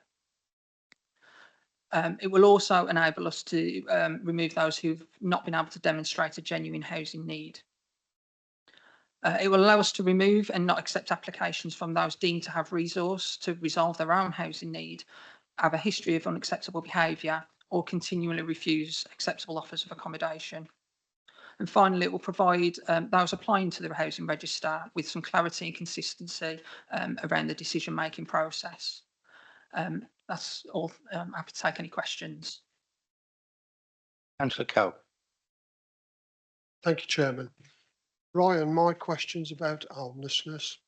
I see on 4.4 that we had 118 homeless applications in 2022. That actually doubled to 233 in 24. Now, I know from my own experiences we have to look for temporary accommodation. What resource have we got in the district for temporary accommodation? I believe it's very limited. Often homeless people having to be shipped out of the district into the Good Shepherd at Wolverhampton, further afield at Birmingham. So give me an overall picture of what the resource is. And my second question, asylum seekers. Now, when an asylum seeker is successful, I believe they can go to the nearest authority to claim housing. Many of them will probably fit into this homeless situation. A lot of asylum seekers, I presume, will want to go to urban areas where their families are. But have we had many asylum seekers apply to us for homelessness? Thank you, Ryan.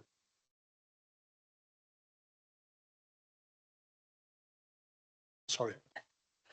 Thank you, Councillor Cole. Yeah, so the first point in terms of the temporary accommodation. So historically, we've had an agreement with Homes Plus where we've had 4 properties within the area that have been ring fenced for temporary accommodation. And in the most part, for a long time, that was sufficient. But as I've said, the landscape and picture has completely changed now. And over the last 2 years, really, we've had a significant piece of work around increasing our temporary accommodation offer. So one element of that is we've increased an additional property through Homes Plus agreements. So we now have 5 that we have sole use of through the Housing Association. What we've also done, as you may know, is we redeveloped the 2 ex-caretaker properties. So we were successful with a funding bid to support redeveloping those. So both of those properties are now used for temporary accommodation. One for an Afghan resettlement family, which was as part of the funding bid. That was a criteria of the funding bid. And we're also in the process of procuring some further temporary accommodation properties, which I know previous reports have been to members. Again, utilising similar funding to we used last time, and we've been successful with that currently. In terms of, as you were saying, with relocating some, yes, we do. Certainly in emergency situations, that the first instance generally would be hotel accommodation or bed and breakfast accommodation. And we haven't got much of that in the area at all. So we do generally look outside of the area. We always work with the customer first to try and identify alternative options, such as staying with family where they can, in order to try and keep the family links together. But as you say, that's not always possible. And so we do have to utilise those bed and breakfast accommodation. But it is always for the shortest possible period of time. One of the reasons of changing the temporary accommodation process and bringing it into our management is to allow us to have that flexibility within it. So to give an example, with one property, we've got a very large 1-bedroom flat.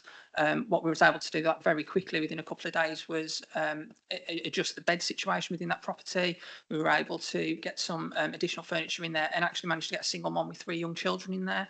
And while we fully appreciate it is not ideal, a 1-bedroom flat for a family of that size is much better than staying in a hotel. At least the children can still sit around a table, having a meal. They can still attend school because we was able to keep them within the district.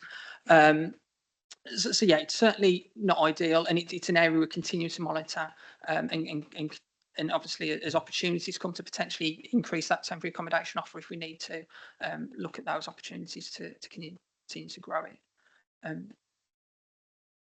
Thank you, Ryan. And the asylum seeker question.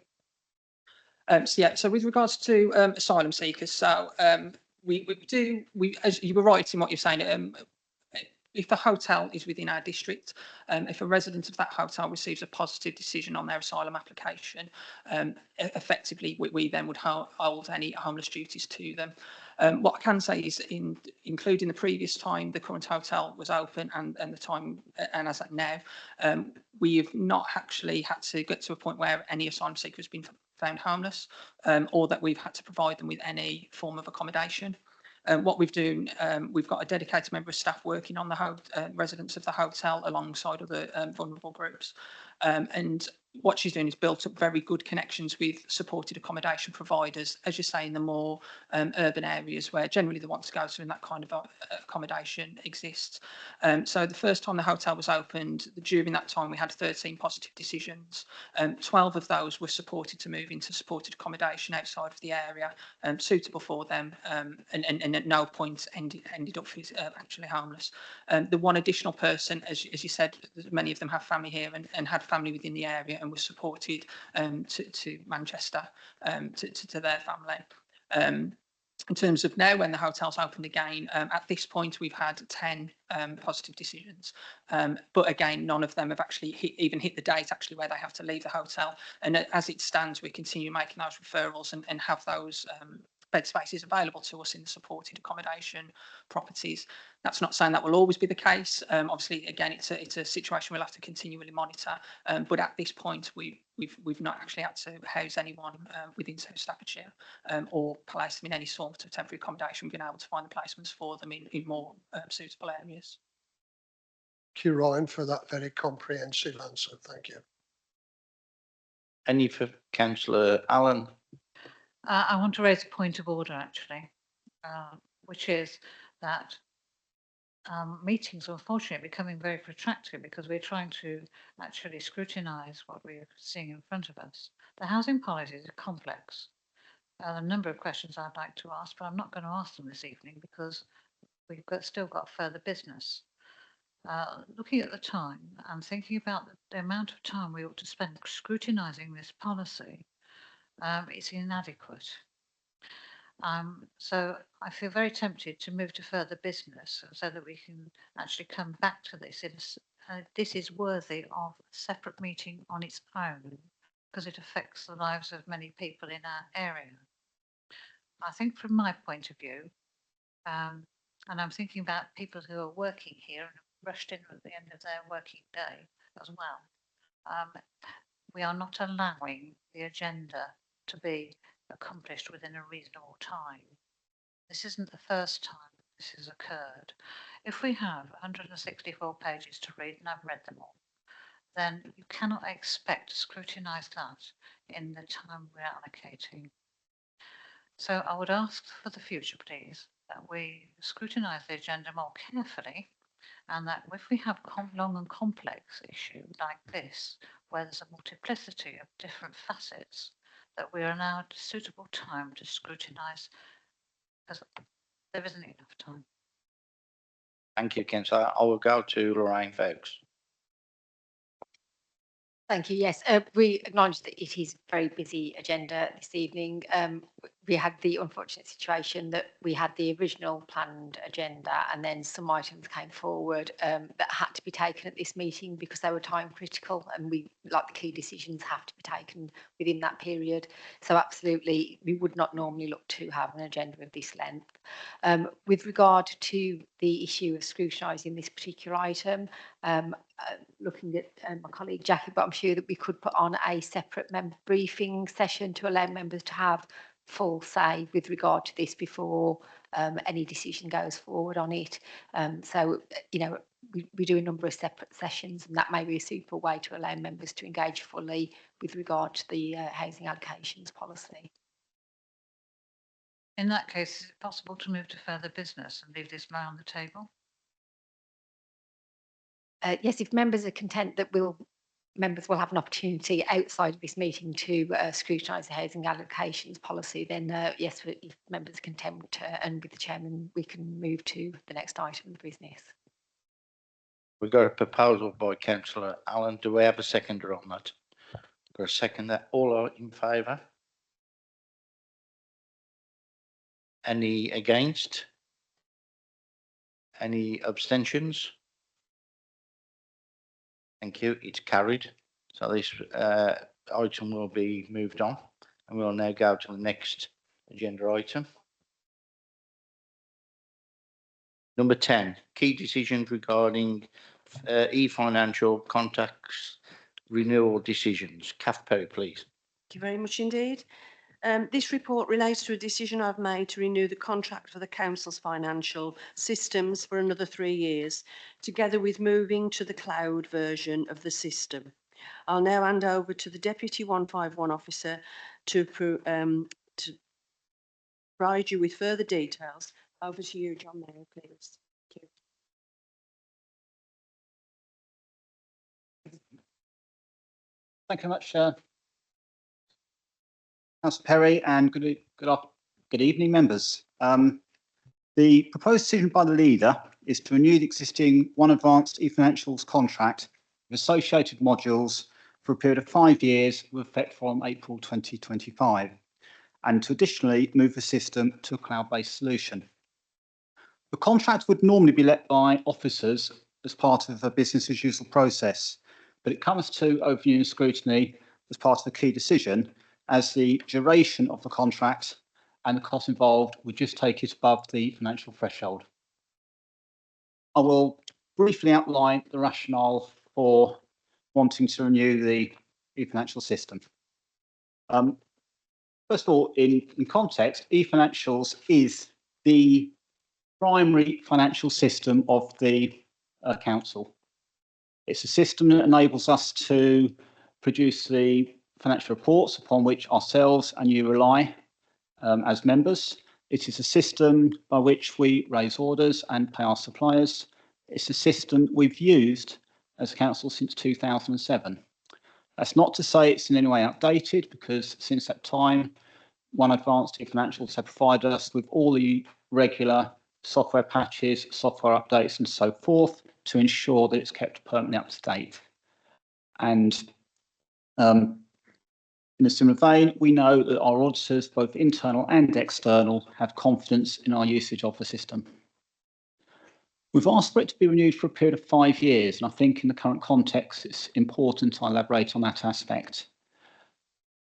Obviously, the future is particularly uncertain beyond a period of time, but without wishing to preempt any outcomes of local government organisation, one thing that finance officers in just about every affected council is very much aware is it simply won't be the case that at the point at which one organisation ceases to exist as an entity, you'll be in a position to switch off its financial system at that point. At a bare minimum, there'll be a requirement for the financial figures at that point in time to be audited and to be available for inspection and audit. It would also be a requirement for our suppliers who may not have been paid as at the point that entities switch over to be continue to be paid during with the system used as a process for that. And equally, as finance officers appreciate, whilst we can hope that trying to merge the financial systems of several councils into whichever system a successful organisation wishes to use will run smoothly and effectively, it may prove to be different in practice when we come to that point.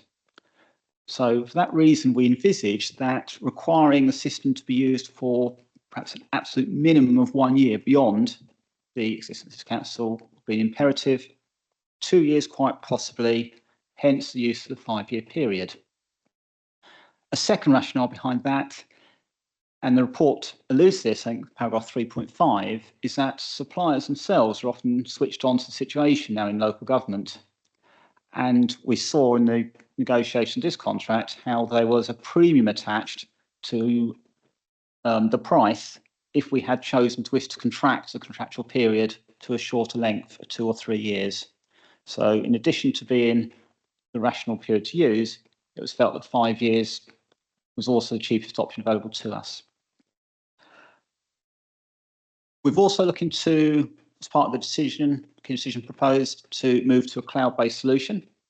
I've got Andy Fore next to me, who has on a number of occasions reported to members in various guises about the risks of cyber attack and security for the council. The phrase often used is that we need to be prepared for when an attack occurs, not if. Having our financial system in a cloud-based solution is not a remedy preventing a cyber attack, but in the event of one occurring, it would certainly make the recovery process much quicker and much cheaper to initiate and get ourselves back on an even keel far quicker. The other aspect is that eFinancials, One Advanced, as our software suppliers, are also keen for all their customers to move to the cloud. And when I talk about how since 2007 we've been supported in software advances and updates and so forth, there is every danger that if we chose not to move to a cloud and retain an on-premise solution for our financial software, that we'd find that support dissipating somewhat and not being as effective and helpful as it's been in the past, as they would wish to prioritise their support to those clients who've moved to a cloud-based solution. Finally, our opportunity to make the award directly is allowable legally through the Crown procurement back office framework. And whilst the costs of moving to renew the contract are an increase on what we've paid previously, they are nevertheless affordable within and can be absorbed in existing budgets, and they won't add any additional pressures to the medium-term financial strategy that members approved in February. Thank you, Chairman and Councillor Perry. I'm happy, along with Andy, to answer any questions members may have. Any questions? Councillor Brindle. Thank you, Chairman. Just a very easy question I have. There's no fine to be paid if we don't take all fines. So after 1 year, we can step out, 2, step out, 3, step out. If we don't use the years, there's no fine for not using the years. Annie may help me out if I'm not exactly right, but I think rather than a fine, I think it'd be procuring the replacements that would be the difficulty. And Andy's nodding. So we could pull away, not as a fine, but we'd still need a financial system. The cost would come with procuring at short notice the replacement, I suspect. Any further questions? Councillor Perry? Thank you, Chair. Quick question, probably for Andy. If we're going to be moving away from an on-prem solution to the cloud, is there a cost saving in moving away from on-prem? Presumably there's hardware, the support and the maintenance wrapped around the on-prem solution. What would that cost saving be, considering, and how does it compare to the 15K they're looking to move to cloud?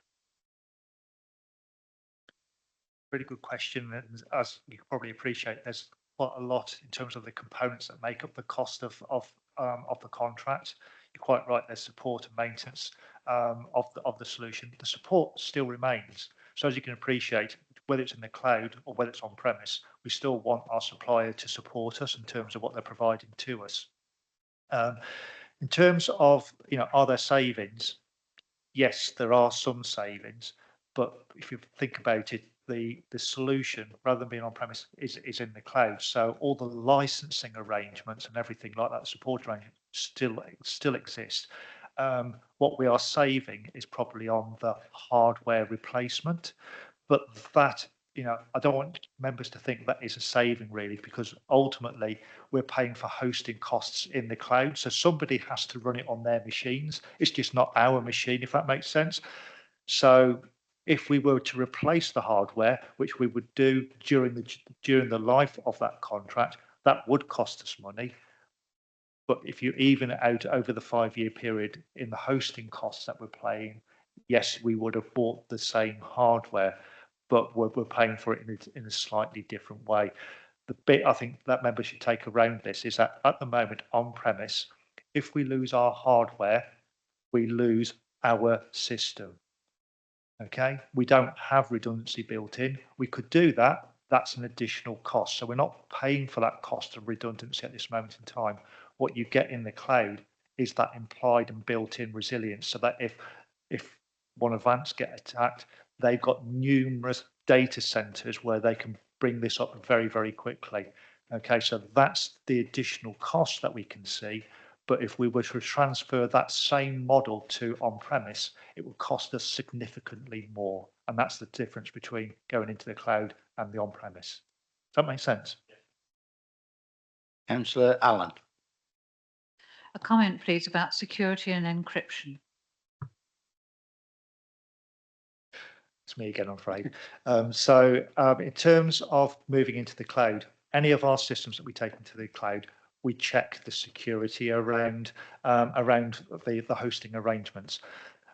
There are a number of things that we need to do. Part of it is where the data is held. So the data will be held in the UK. So it doesn't go out to the boundaries of the UK, doesn't even go into Europe or America or anything like that. So that's one of the things that we check, and we check that with One Advanced. It's in the UK. Then it's about the data is held there. How is it held? Is it held in plain text or plain sight, or is it encrypted? It's encrypted. It uses the standard strong encryption. So that's when the data is held in the data center. Then, as you can appreciate, the data has to move between the data center and us so that we can see it. And that's called data in transit. We also have it encrypted at that point in time. So if there's somebody that sort of jumps onto the internet and tries to break that connection, can they see the data? No. There's more things that we build into that, but importantly, that's where the encryption is, if that makes sense, and that makes sure that our data is as tight and as secure as it can be. Any further questions? No, thank you, members. I will now go to the decision, which is at 7.1, to renew the existing One Advanced e-financial contract with the associated modules for the period of 5 years with effect from April 2025. All in favour? Thank you.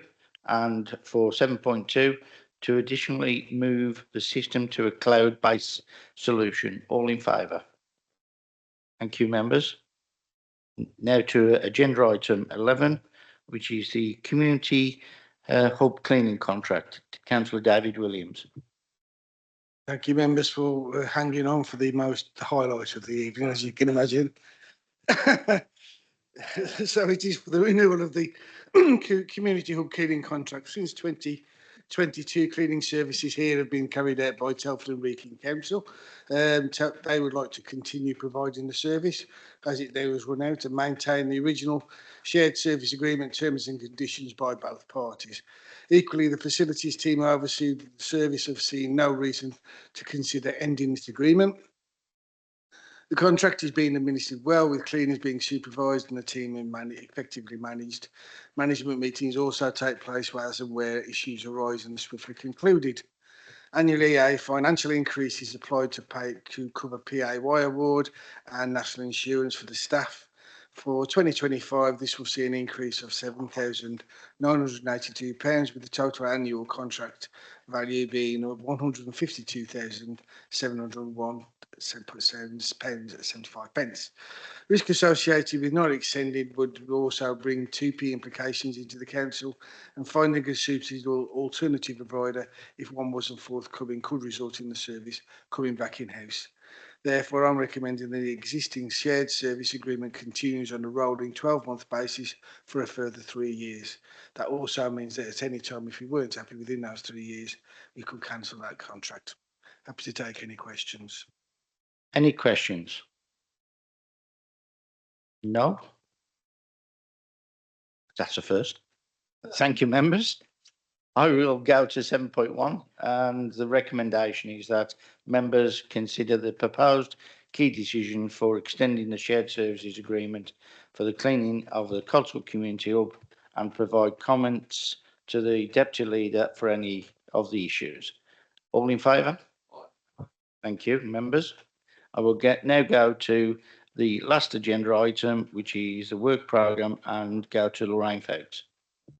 Thank you, Chairman. And obviously, I'm not one to disagree with the Deputy Leader, but I think we can all agree that this report is the highlight of the evening. As usual, members, the report is just setting out the work programme. I think has already been commented on. A very busy agenda tonight, a number of new items that were not anticipated when we set out the original programme. And the only other point is just to confirm that further to Councillor Warren Fisher's previous request, the Environment Agency, Severn Trent and County Council representatives will be attending the May meeting of overview and scrutiny. So that has been put in place, and obviously that will be put in members' diaries shortly. Thank you, Chairman. Recommendation is to move forward. Everybody in agreement with that? Thank you. Thank you, members. And at that, I will close the meeting. Sorry for the long delay in the agenda, but thank you for your patience. Good evening.